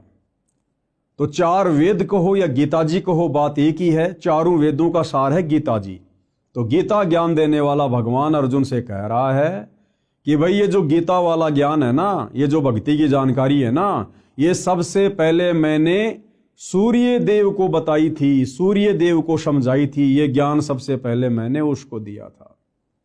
अब बहुत सारे भाई बहन कह देंगे कि भाई ये सूर्य जो आग का गोला है ये भला कैसे ज्ञान समझेगा। भाई यहां पर उस आग के गोले सूर्य को ज्ञान समझाने की बात नहीं कही जा रही। 33 करोड़ देवी देवताओं में एक देव है जिसका नाम है सूर्य देव। ये जो आग का गोला सूर्य है जो हमें रोशनी देता है, ये एक अलग वस्तु है। और इस आग के गोले सूर्य देव के ऊपर जिस देवता का कंट्रोल है, यानी जिस देवता के अंतर्गत ये विभाग आता है, वो सूर्य देव अलग है, वो एक देवता अलग है। जिस प्रकार जल का देवता है वरुण देव, तो जल अलग है, वरुण देव अलग है। वायु का देवता है पवन देव, तो पवन देव अलग है और वो वायु, वो डिपार्टमेंट अलग है। जिस प्रकार भाई और बहनों परिवहन मंत्री होता है, परिवहन मंत्री, अब परिवहन मंत्री कोई ट्रेन, बस या अन्य कोई साधन थोड़ी होता है। परिवहन मंत्री कोई अलग होता है, उसका नाम अलग होता है, और परिवहन विभाग के ऊपर उस परिवहन मंत्री का कंट्रोल होता है। इसी प्रकार ये जो आग का गोला सूर्य है, ये अलग है, और इस आग के गोले सूर्य के ऊपर जिस देवता का कंट्रोल है वो सूर्य देव अलग है। वो आप और हमारी तरह मनुष्य शरीर में है, वो देव शरीर में है। तो ये ज्ञान सबसे पहले गीता ज्ञान देने वाले भगवान ने, ब्रह्म ने इस सूर्य देव को बताया था। सूर्य ने अपने पुत्र मनु से कहा, मनु ने अपने पुत्र इक्ष्वाकु को कहा। इसके बाद ये ज्ञान कुछ राज ऋषियों ने समझा, उसके पश्चात ये ज्ञान नष्ट हो गया, यानी लुप्त हो गया। फिर यानी ये चारों वेदों वाला ज्ञान भी धीरे धीरे आगे चलकर नष्ट होता चला गया। जैन संस्कृति कोश नामक पुस्तक में पेज नंबर 175 177 पर कहा है कि तीर्थकर ऋषभ देव की जीवन घटनाएं, तीर्थकर ऋषभ देव की जीवन घटनाएं। तीर्थकर ऋषभ देव अंतिम कुलकर नाभिराज के पुत्र थे। उनकी माता मरु देवी थी। वे इक्ष्वाकु वंशी नाभिराज अयोध्या के एक लोकप्रिय राजा थे। तरुण यानी युवा होने पर नाभिराज ने ऋषभ देव का विवाह सुनंदा और सुमंगला से कर दिया। सुनंदा ने तेजस्वी पुत्र बाहुबली और पुत्री सुंदरी को जन्म दिया, और सुमंगला ने भरत सहित 99 पुत्रों और ब्राह्मी पुत्री को जन्म दिया। समय आने पर ऋषभ देव ने भरत को अयोध्या का, बाहुबली को तक्षशिला का और शेष युवराजों को उनकी योग्यता अनुसार राज्य सौंपकर संसार त्याग दिया और दीक्षा लेकर साधना में लीन हो गए। साधना काल में पाणिपात्री ऋषभ देव 1 वर्ष तक निराहार रहे, यानी भूखे रहे। बाद में बाहुबली के पुत्र श्रेयांश कुमार ने इक्षु रस यानी गन्ने का रस देकर उनकी इस निराहार व्रति को तोड़ा। लगातार 1000 वर्ष तक तपस्या करने वाले मुनि ऋषभ देव ने अंत में केवल ज्ञान प्राप्त किया और धर्म देशना यानी नाम उपदेश देना प्रारंभ कर दिया। प्रथम धर्म देशना भरत के पुत्र मरीचि को दी, जो बाद में जैन धर्म के 24वें तीर्थकर महावीर वर्धमान बने। पवित्र गीता में क्या कहा है, कृपया पढ़ें व विचार करें। गीता अध्याय 6 श्लोक 16 में कहा है कि हे अर्जुन, यह योग यानी भक्ति साधना न तो बिल्कुल न खाने वाले की, यानी जो व्यक्ति व्रत रखता है, कुछ भी नहीं खाता है, गीता जी कह रही है कि उस व्यक्ति की भक्ति साधना कभी भी सफल नहीं हो सकती। बिल्कुल भी न खाना यानी व्रत रखना। यह योग यानी भक्ति साधना न तो बिल्कुल न खाने वाले की यानी व्रत करने वाले की सिद्ध होती है, यानी बिल्कुल भी सिद्ध नहीं होगी, न अधिक खाने वाले की, न अधिक सोने वाले की, न अधिक जागने वाले की सिद्ध होती है। ध्यान देने योग्य, आगे गुरुदेव क्या कह रहे हैं कि ध्यान देने योग्य बातें हैं। श्री ऋषभ देव जी ने गीता ज्ञान यानी चारों वेदों शास्त्रों में बताई साधना की विपरीत शास्त्र विधि को त्याग कर मनमाना आचरण अपनी इच्छा से किया, जिसे कोई लाभ नहीं हुआ, न होना था। यानी ऋषभ देव जी जो कि सतयुग में हुए थे, ऋषभ देव जी ने शास्त्रों में वर्णित साधना को त्याग कर यानी चारों वेदों में जो भक्ति साधना लिखी हुई है उसका त्याग करके और मनमाना आचरण करना शुरू कर दिया था। और 1000 वर्ष तक वो निराहार रहे। और उसके बाद जब उन्होंने सबसे पहले नाम उपदेश देना शुरू किया तो सबसे पहला उपदेश ऋषभ देव जी ने अपने पोते मारीच को दिया, मारीची को दिया। और वही मारीची वाली आत्मा आगे चलकर जैन धर्म में 24वें तीर्थ कर महावीर स्वामी कहलाए। तो विचार करो भाई और बहनों, जब सतयुग में ऋषभ देव जी शास्त्र विधि को त्याग कर मनमाना आचरण करना शुरू कर चुके थे, तो उनसे उपदेश प्राप्त मारीची वाली आत्मा जो आगे चलकर जैन धर्म में 24वें तीर्थकर बने महावीर स्वामी, भला उनके पास में वेदों वाली साधना कहां से होगी। और जैन धर्म की पुस्तक है आओ जैन धर्म को जाने, उस पुस्तक में तो साफ साफ लिखा हुआ है कि महावीर स्वामी ने अपने जीवन काल में 363 पाखंड मत चलाए। 363 पाखंड मत यानी शास्त्र विधि को त्याग के मनमाना आचरण। श्री ऋषभ देव जी ने गीता ज्ञान यानी चारों वेदों में बताई साधना के विपरीत शास्त्र विधि को त्याग कर मनमाना आचरण अपनी इच्छा से किया, जिससे कोई लाभ नहीं हुआ, ना होना था।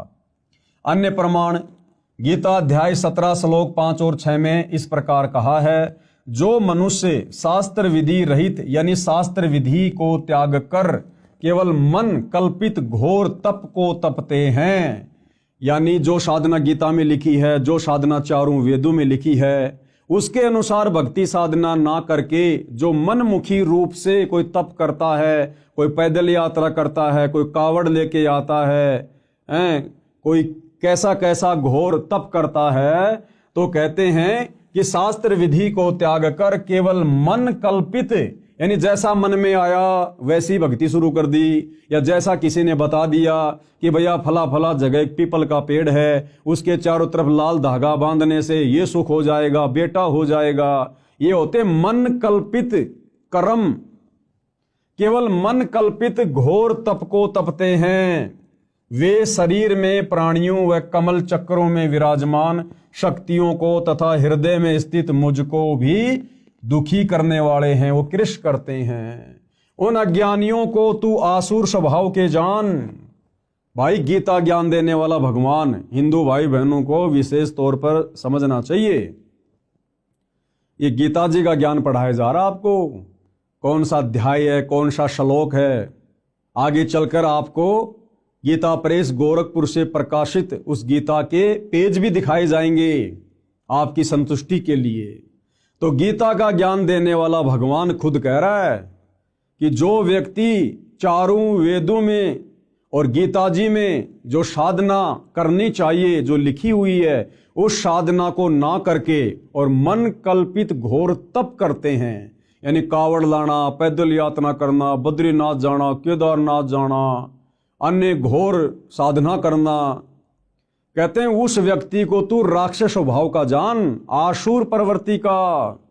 और गीता ज्ञान देने वाला कह रहा है कि ऐसे प्राणी इस मनुष्य शरीर में विराजमान कमल दल में देवी देवताओं को भी दुखी करते हैं। और गीता ज्ञान दाता कहता कि ऐसे आसुर स्वभाव वाले प्राणी मुझको भी दुखी करते हैं, और ऐसे व्यक्तियों को तो शरीर छोड़ने के बाद में मैं घोर नरक में डालता हूं, नरक में। गीता अध्याय 17 श्लोक 5 और 6 में इस प्रकार कहा है, जो मनुष्य शास्त्र विधि रहित यानी शास्त्र विधि को त्याग कर केवल मन कल्पित घोर तप को तपते हैं, वे शरीर में प्राणियों व कमल चक्रों में विराजमान शक्तियों को तथा हृदय में स्थित मुझको भी दुखी करने वाले हैं, वो कृष करने वाले हैं। उन अज्ञानियों को तू आसुर स्वभाव के जान, यानी राक्षस प्रवृत्ति वाला जान उनको। उपरोक्त गीता शास्त्र के उल्लेख से स्पष्ट हो जाता है कि इक्ष्वाकु वंशी नाभिराज तक यानी सत्य युग में लगभग 1 लाख वर्ष तक वेदों यानी गीता वाले ज्ञान अनुसार पूजा की जाती थी। यानी सतयुग में जिस समय अयोध्या के राजा नाभिराज थे, उस समय शास्त्रों के अनुसार साधना की जाती थी। लेकिन नाभिराज के बाद जब अयोध्या के राजा ऋषभ देव जी बने, तो ऋषभ देव जी ने ये चारों वेदों वाली साधना को त्याग दिया था और मनमाना आचरण करना शुरू कर दिया था। उपरोक्त गीता शास्त्र के उल्लेख से स्पष्ट हो जाता है कि इक्ष्वाकु वंशी नाभिराज तक यानी सतयुग में लगभग 1,00,000 वर्ष तक वेदों यानी गीता वाले ज्ञान अनुसार पूजा की जाती थी। उसके पुत्र ऋषभदेव जी से यानी नाभिराज के पुत्र ऋषभदेव जी से शास्त्र विधि त्याग कर मनमाना आचरण प्रारंभ हुआ। यानी जैन भाई जिसे अपना प्रथम तीर्थकर कहते हैं ऋषभदेव, उस ऋषभदेव ने सतयुग से ही चारों वेदों वाली साधना को छोड़कर मनमुखी साधना शुरू कर दी थी। तो गुरुदेव भगवान का कहने का मतलब है कि जब तुम्हारे प्रथम तीर्थकर ऋषभदेव ने सतयुग में ही मनमाना आचरण करना शुरू कर दिया था, जिस भक्ति के करने से ना सिद्धि मिलती है, ना रिद्धि मिलती है, ना सुख होता है, ना मोक्ष होता है, तो वर्तमान के जैन भाई महावीर स्वामी को अपना परमात्मा मानकर, भगवान मानकर जो साधना कर रहे हैं, उस साधना से तो जैन समाज के भाई बंधु लाख जन्म भी सुख और मोक्ष प्राप्त नहीं कर सकते। और श्री महावीर स्वामी जी तो वैसे ही 363 और नए नए पाखंड मत चलाकर चले गए, जैसे नंगा रहना, मुंह के ऊपर पट्टी बांधना, नंगे पैर रहना, ये इस प्रकार के 363 पाखंड मत चलाकर चले गए थे। सूर्य अस्त होने से पहले भोजन कर लेना, प्याज लहसुन का प्रयोग नहीं कर लेना, ये पाखंड मत में आते हैं जो महावीर स्वामी जी ने शुरू किए। और सनातनी पूजा का अंत हुआ, यानी सतयुग में जब से ऋषभदेव जी ने शास्त्र विधि को त्याग कर मनमानी साधना शुरू की, उसी समय से सनातनी पूजा का अंत हुआ, उसी समय से सनातनी पूजा समाप्त हो गई थी। श्री ऋषभदेव जी की पूजा यानी घोर तप करना वेदों के अनुसार साधना नहीं है, इसलिए ऋषभदेव जी की भक्ति शास्त्र विधि त्याग कर मनमाना आचरण था, जिससे उनका जीवन नष्ट हो गया था। यानी ऋषभदेव जी 84 लाख योनियों में चले गए फिर गधे कुत्ते सुअर बनने के लिए, उनका मोक्ष नहीं हुआ। प्रमाण श्रीमद् भागवत सुधा सागर सुख सागर उस पुराण में इस प्रकार है। क्या लिखा हुआ है? एक समय ऋषभदेव जी मुख में पत्थर का टुकड़ा लेकर नग्न अवस्था में वन में घूम रहे थे। जंगल में आग लग गई, उस दावानल में ऋषभदेव जी जलकर मर गए। यह पौराणिक कथा है। क्या ये गति यानी मुक्ति हो गई? उसी समय से ये शास्त्र विधि त्याग कर मनमाना आचरण सब ऋषि जन करने लगे।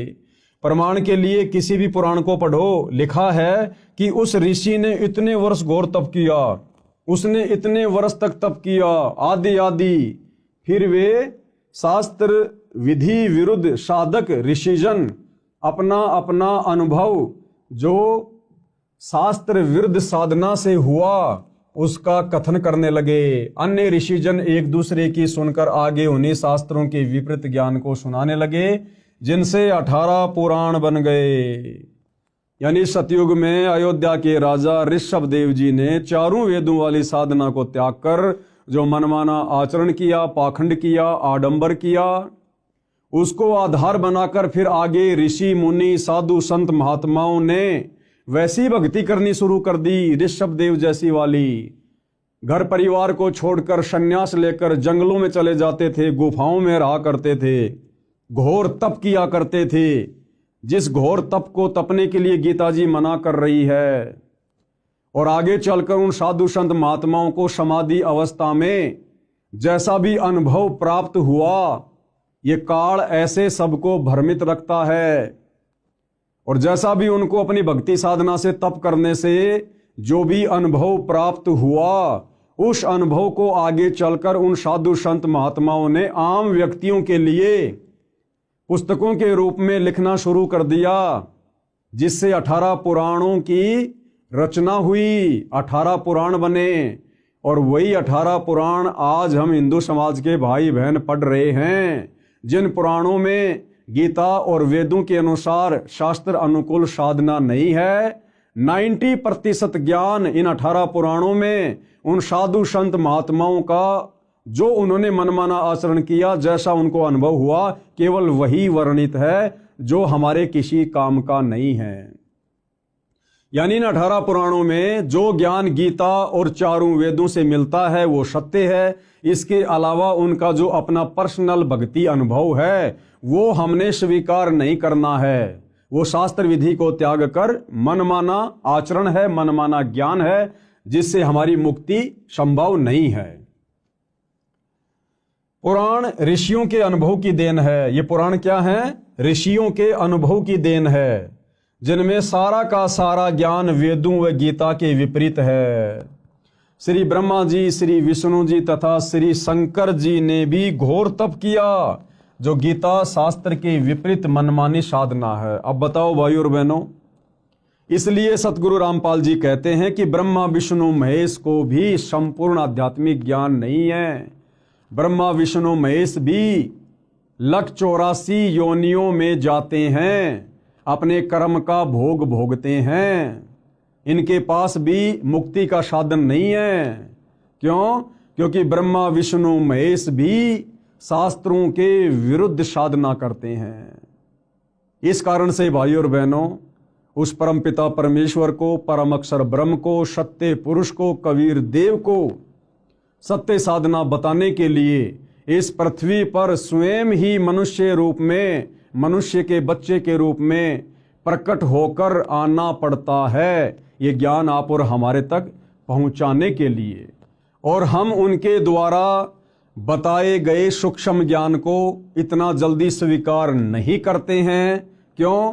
क्योंकि तब तक हमारे ऊपर हमारे धर्म गुरुओं के अज्ञान का बहुत गहरा रंग चढ़ चुका होता है।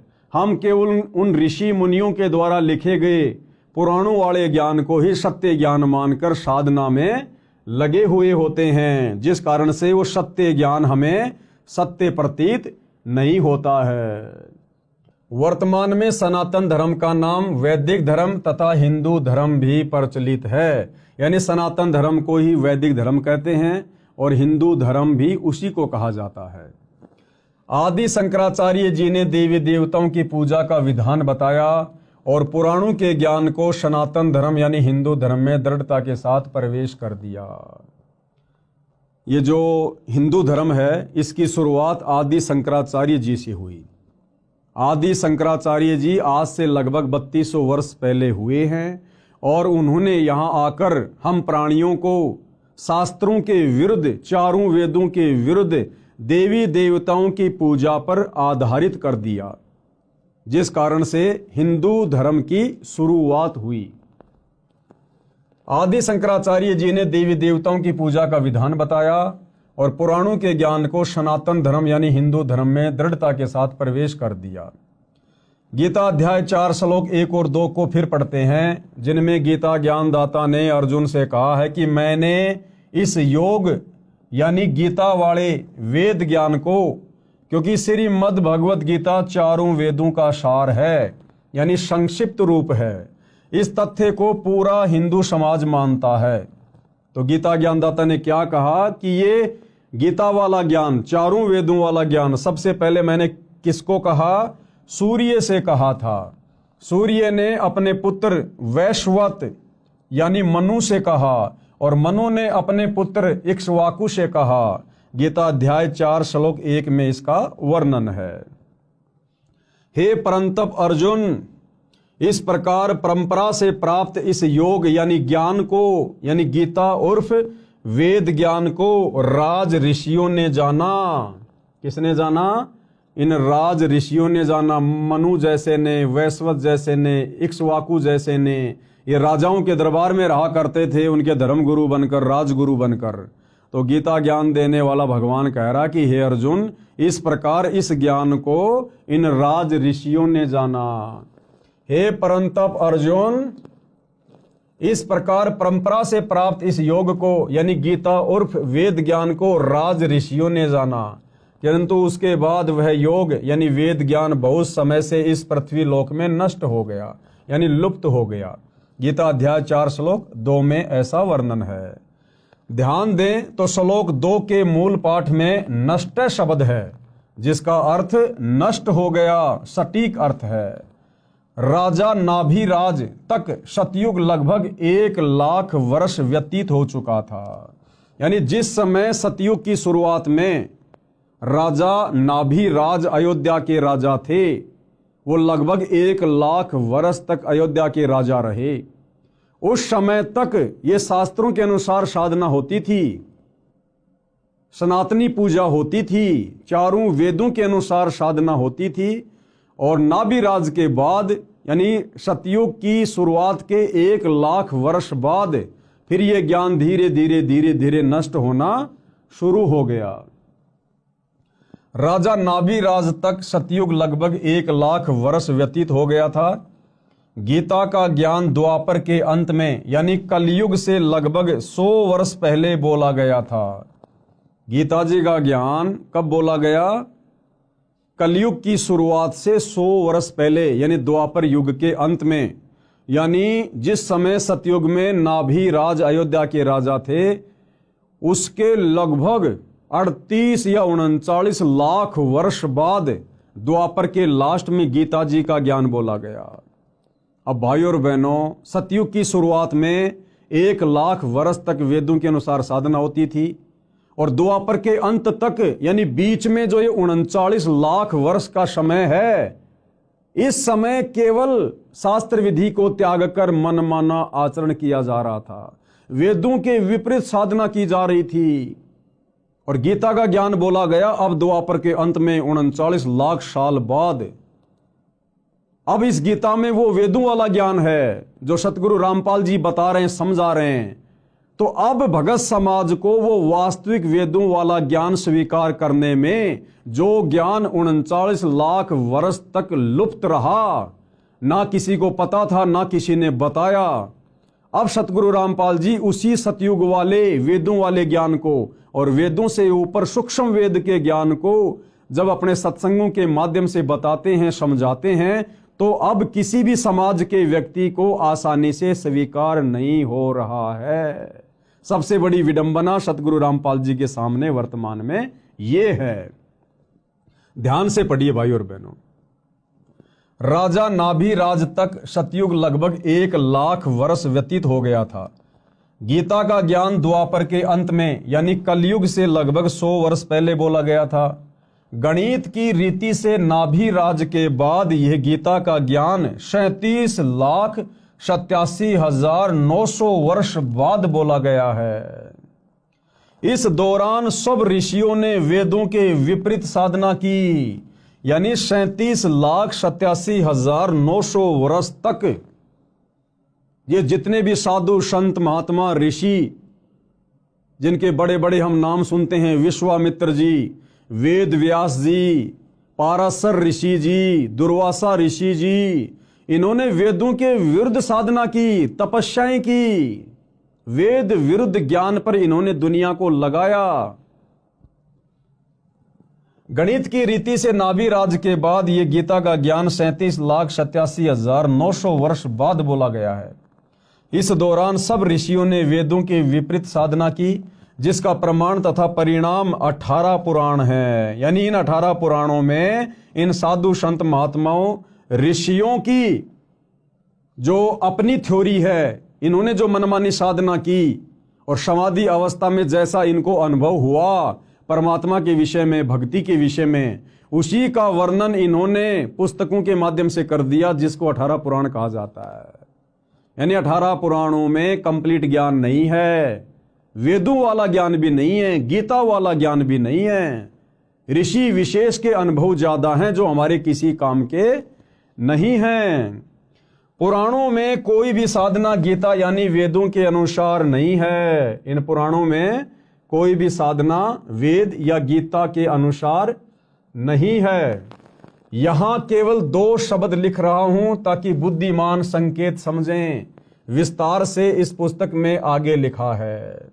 यानी सतगुरु रामपाल जी कहना ये चाहते हैं कि भाई, अगर आपने सत्य आध्यात्मिक ज्ञान समझना है, आपने वेदों वाला ज्ञान और वेदों से ऊपर सूक्ष्म वेद का ज्ञान समझना है, अपने मनुष्य जन्म को भक्ति करके सफल करना है, अपना मोक्ष करवाना है, दुखों से छुटकारा प्राप्त करना है, और जब तक हम यहाँ रहेंगे तब तक आपको सुख प्राप्त करना है, तो आपने बहुत ही धैर्य पूर्वक इस सत्य ज्ञान को जो वर्तमान में सतगुरु रामपाल जी के द्वारा बताया जा रहा है, समझाया जा रहा है, सत्संगों के माध्यम से या पुस्तकों में लिखकर, उसको बहुत ही धैर्य पूर्वक और निष्पक्ष होकर सुनने और समझने की आवश्यकता है। प्रमाण गीता के विपरीत साधना का गीता अध्याय 9 श्लोक 25 में कहा है कि जो पितर पूजता है पितरों को प्राप्त होगा। गीता अध्याय 9 श्लोक 25 में लिखा है कि जो व्यक्ति पितरों की पूजा करता है वो पितरों को प्राप्त होगा। यानी हम जो अपने बाप दादाओं के श्राद्ध निकालते हैं, ये पितृ पूजा है, ये भूत पूजा है। हमारे पूर्वज शास्त्रों के विरुद्ध साधना करके वो पितृ बन गए, जिनके हम श्राद्ध निकाल रहे हैं वो भूत बने हुए हैं। तो यदि हम गीता अध्याय 9 श्लोक 25 के अनुसार पितृ पूजा करेंगे, भूतों की पूजा करेंगे, श्राद्ध निकालेंगे, समाधि पूजेंगे, तो हम अपने पूर्वजों के पास चले जाएंगे जो भूत बने हुए हैं, जो पितृ बने हुए हैं। और पितृ तो वैसे ही महादुखी, तो भला कैसे हमारी मुक्ति होगी? इसलिए हमने बहुत ही धैर्य पूर्वक संत रामपाल जी के ज्ञान को सुनना और समझना पड़ेगा। गीता अध्याय 9 श्लोक 25 में कहा है कि जो पितृ पूजता है पितरों को प्राप्त होगा, यानी वो पितृ बनेगा। भूत पूजने वाला भूतों को प्राप्त होगा, यानी भूत बनेगा। और देवताओं को पूजने वाला देवताओं को प्राप्त होगा, यानी देवताओं के पास जाएगा। और मेरा भगत मुझे प्राप्त होगा। और जो देवताओं की पूजा करेंगे वो देवताओं के लोक में जाएंगे, देवताओं के लोक में जाकर उनके नौकर बनेंगे, उनके गण बनेंगे। और गीता ज्ञानदाता कहता है कि जो मेरी पूजा करेगा, इसकी पूजा गीता अध्याय 8 श्लोक नंबर 13 में लिखी हुई है कि ओम इति एक अक्षर ब्रह्म व्यवहारण माम अनुस्मरण ये परियाति तजन देहम सयाति परमाम गतम। कि भाई अर्जुन, मुझ ब्रह्म की साधना का एक ओम मंत्र है, और जो व्यक्ति अंतिम श्वास तक ओम नाम की साधना विधिवत करता है मर्यादाओं में रहकर, शरीर छूटने के बाद वो मेरे ब्रह्मलोक में आता है। और गीता अध्याय 8 श्लोक नंबर 16 में ब्रह्म कह रहा है कि मेरे लोक में आने वाला भी वापस नीचे जाता है, नरक भोगता है, 84 में जाता है। यानी पूर्ण मुक्ति ब्रह्म के ब्रह्मलोक में भी नहीं है। देवताओं को पूजने वाला देवताओं को प्राप्त होगा, यानी देवताओं के पास जाएगा। और गीता ज्ञान देने वाला कह रहा है कि मेरा भगत मुझे प्राप्त होगा। यदि पवित्र हिंदू धर्म की पूजाओं पर दृष्टि दौड़ाई जाए, यानी वर्तमान में हिंदू समाज जो भक्ति साधना कर रहा है, हमारे ये जितने भी धर्म गुरु हैं, शंकराचार्यों से लेकर छोटे मोटे संत महंत मंडलेश्वर, ये जो साधना हमसे करवा रहे हैं, तो पता चलता है कि लगभग पूरा हिंदू समाज पितृ पूजा, भूत पूजा, देवी देवताओं की पूजा करता है, जो शास्त्र विधि त्याग कर मनमाना आचरण होने से गीता अध्याय 16 श्लोक 23 के अनुसार व्यर्थ प्रयत्न है। यानी वर्तमान हिंदू समाज में जो साधना प्रचलित है, उस साधना के करने से हमें किसी भी प्रकार से रिद्धि सिद्धि या मोक्ष प्राप्त सौपन में भी नहीं हो सकता है। सनातनी पूजा का पुनः उत्थान अब सतगुरु रामपाल जी के प्रयासों से, उनके भक्तों के द्वारा दिन रात उनकी पुस्तकों का, उनके सत्संगों का जो प्रचार प्रसार किया जा रहा है, जिस ज्ञान को आम समाज में उतारा जा रहा है, तो ये सतगुरु रामपाल जी का एक प्रयास है कि दोबारा से सनातनी पूजा का उत्थान किया जाए। यानी दोबारा से लोगों को वेदों की ओर लेकर जाया जाए। ये बाकी जितने भी लोग सनातन की बात करते हैं, सनातनी होने की बात करते हैं, सनातन का झंडा लेकर कहीं भी खड़े हो जाते हैं, रैलियां निकालते हैं, इन लोगों को तो सनातन के सह का भी ज्ञान नहीं है, सह का भी, कि सनातन होता क्या है। असल में सनातनी पूजा का उत्थान, यानी सनातन धर्म में सनातनी पूजा को सतगुरु रामपाल जी पुनः खड़ा करने में लगे हुए हैं। अब ये बात उनके सत्संग सुनने से और इन पुस्तकों को अच्छे से देखने, सुनने और पढ़ने से समझ में आएगी। सनातनी पूजा का उत्थान, मैं यानी लेखक कौन? सतगुरु रामपाल जी। मैं तथा 90% मेरे अनुयायी हिंदू हैं। हमने शास्त्र विधि रहित साधना त्याग दी, यानी जो साधना शास्त्रों में नहीं है, वेदों में नहीं है, जिस भक्ति के करने का विधान शास्त्रों में नहीं है, ना गीता में ना वेदों में, जैसे राधे राधे श्याम मिला दे, ओम नमो भागवते वासुदेवाय नमः, ये व्रत रखना, पितर पूजना, श्राद्ध निकालना, समाधि पूजना, कावड़ लेके आना, पैदल यात्रा करना, मंदिरों को पूजना, मस्जिदों को पूजना, इस प्रकार की जो साधना है वो सतगुरु रामपाल जी के पंथ में उनका कोई भी अनुयायी नहीं करता है, क्योंकि ये सभी प्रकार की पूजा साधना शास्त्र विधि को त्याग कर मनमाना आचरण है। मैं यानी सतगुरु रामपाल जी तथा 90% मेरे अनुयायी हिंदू हैं। हमने शास्त्र विधि रहित साधना त्याग दी है, शास्त्रों को अच्छी तरह पढ़ा व समझा है, उसके पश्चात शास्त्रोक्त साधना प्रारंभ की है कि हम लोगों ने ये देखा देखी में भक्ति शुरू नहीं की है। हम सतगुरु रामपाल जी के जितने भी फॉलोवर हैं, हम लोग कोई अनपढ़ गवार मूर्ख नहीं हैं, बहुत अच्छे पढ़े पढ़े लोग हैं। और हमने ये भक्ति साधना सतगुरु रामपाल जी से आंख बंद करके स्वीकार नहीं की है। सतगुरु रामपाल जी ने प्रोजेक्टर पर, टीवी चैनलों पर सौ प्रमाण दिए हैं, गीता से, वेद से, कुरान से, पुराण से, सभी धर्म ग्रंथों से, और साबित किया है कि जो साधना वर्तमान में उनके पास है वो पृथ्वी पर किसी अन्य साधु संत महात्मा के पास नहीं है। इसलिए हम लोगों ने अपनी आंखों से सौ प्रमाण देखकर सतगुरु रामपाल जी की शास्त्र अनुकूल सत्य साधना ग्रहण की है, जो कि सर्व शास्त्रों से प्रमाणित है। वह इस प्रकार है। गीता अध्याय 4 श्लोक 34 को भी पढ़ें, जिसमें कहा है कि उस ज्ञान को, सूक्ष्म वेद वाले ज्ञान को तू तत्वदर्शी संतों के पास जाकर प्राप्त कर। अब देखो भाइयों और बहनों, गीता का ज्ञान देने वाला भगवान, आप चाहे उसको श्री कृष्ण कहो, चाहे उसको ब्रह्म कहो, गीता अध्याय 4 श्लोक 34 में क्या कह रहा है, जिसमें कहा है कि उस ज्ञान को, कौन से ज्ञान को, सूक्ष्म वेद वाले ज्ञान को, चारों वेदों का जो पिता है, 5वां वेद सूक्ष्म वेद, गीता ज्ञान देने वाला भगवान कह रहा कि हे अर्जुन, उस सूक्ष्म वेद वाले ज्ञान को तू तत्वदर्शी संतों के पास जाकर प्राप्त कर।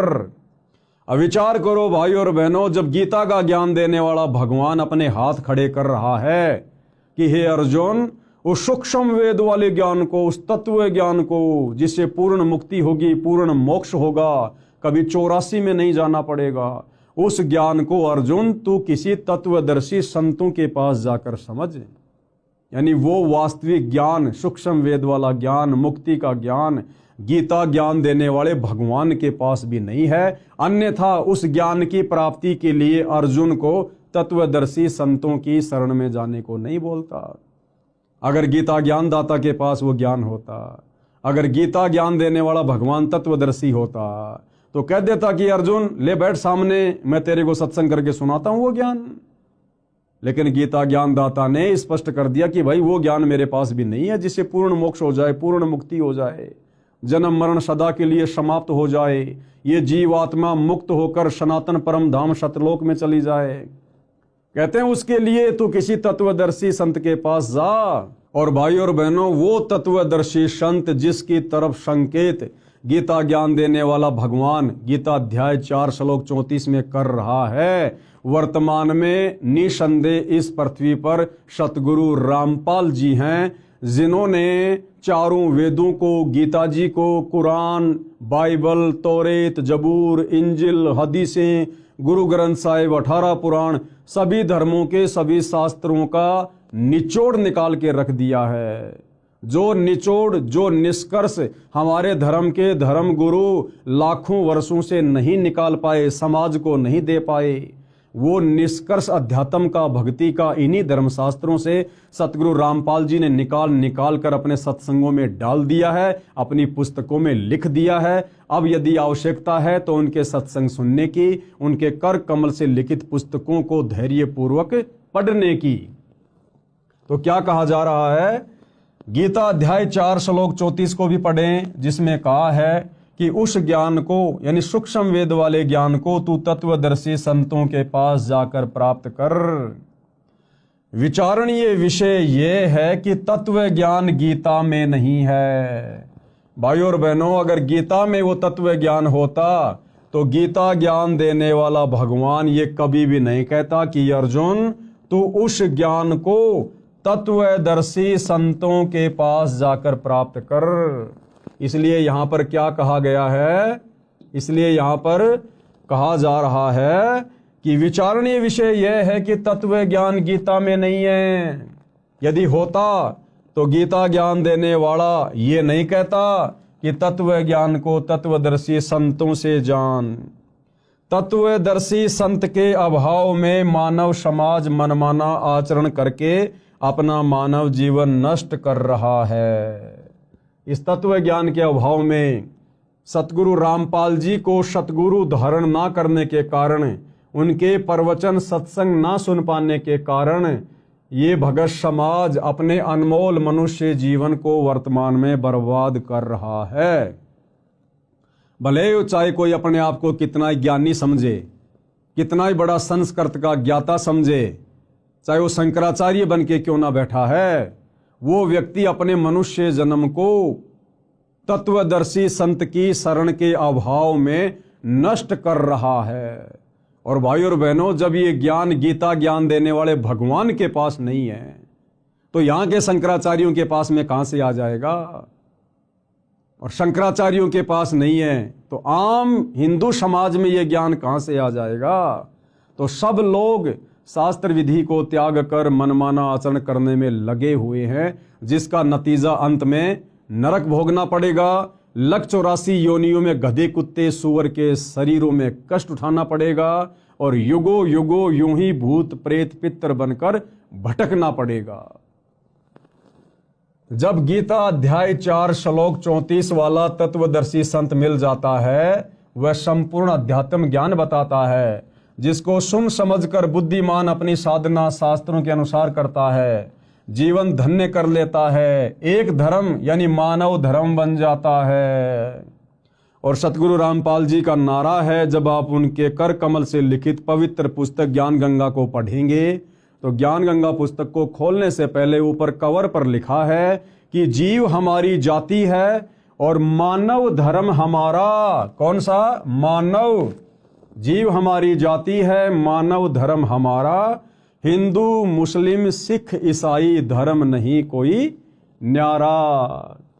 संत गरीबदास जी, गांव छुडानी, जिला झज्जर, हरियाणा, भारत ने अपनी अमृतवाणी में कहा है कि गरीब ऐसा निर्मल नाम है, निर्मल करे शरीर, और ज्ञान मंडलीक हैं चकवे ज्ञान कबीर। आदरणीय गरीबदास जी को जब कबीर परमात्मा यानी परम अक्षर ब्रह्म सत्य पुरुष मिले, उनको शतलोक दिखाया, उनको ज्ञान दिया, उनका ज्ञान योग खोला, तो अपने परमपिता परमेश्वर कबीर साहिब की महिमा करते हुए, उनके तत्व ज्ञान का बखान करते हुए गरीबदास जी ने अपनी वाणी में क्या कहा है? गरीब ऐसा निर्मल ज्ञान है कि उस कबीर परमात्मा का ज्ञान ऐसा निर्मल है, ऐसा प्यारा है। निर्मल करे शरीर, यानी जब हम उसके ज्ञान को ग्रहण करके, उनकी शरण ग्रहण करके, उनके द्वारा बताई गई साधना करेंगे तो हमारा शरीर निर्मल होता चला जाएगा, हमारे पाप कर्म उस साधना के करने से कटते चले जाएंगे। और ज्ञान मंडलिक है, उस कबीर परमात्मा के तत्व ज्ञान के अलावा और पृथ्वी पर जो भी ज्ञान है किसी भी साधु संत महात्मा का, कहते हैं वो तो मंडलिक है। मंडलिक यानी क्षेत्रीय ज्ञान है। और ज्ञान मंडलिक है चकवे ज्ञान कबीर। और कबीर जी का जो तत्व ज्ञान है, शास्त्र अनुकूल ज्ञान है, वो तो चकवे यानी जैसे चक्रवर्ती राजा होता है, पूरी पृथ्वी पर उसका साम्राज्य होता है, तो कबीर जी का जो तत्व ज्ञान है उसको चकवे ज्ञान की संज्ञा दी गई है। यानी सारी सृष्टि में केवल कबीर जी का ही ज्ञान सत्य है। अर्थात संत गरीबदास जी ने कहा है कि सच्चा नाम ऐसा कारगर है जो आत्मा को निर्मल कर देता है। अध्यात्म ज्ञान शरीर के कष्ट भी दूर करता है। कबीर साहिब का अध्यात्म ज्ञान चकवे चक्रवर्ती यानी ऑलराउंडर है। अन्य ज्ञान मंडलिक यानी क्षेत्रीय यानी लोक वेद है।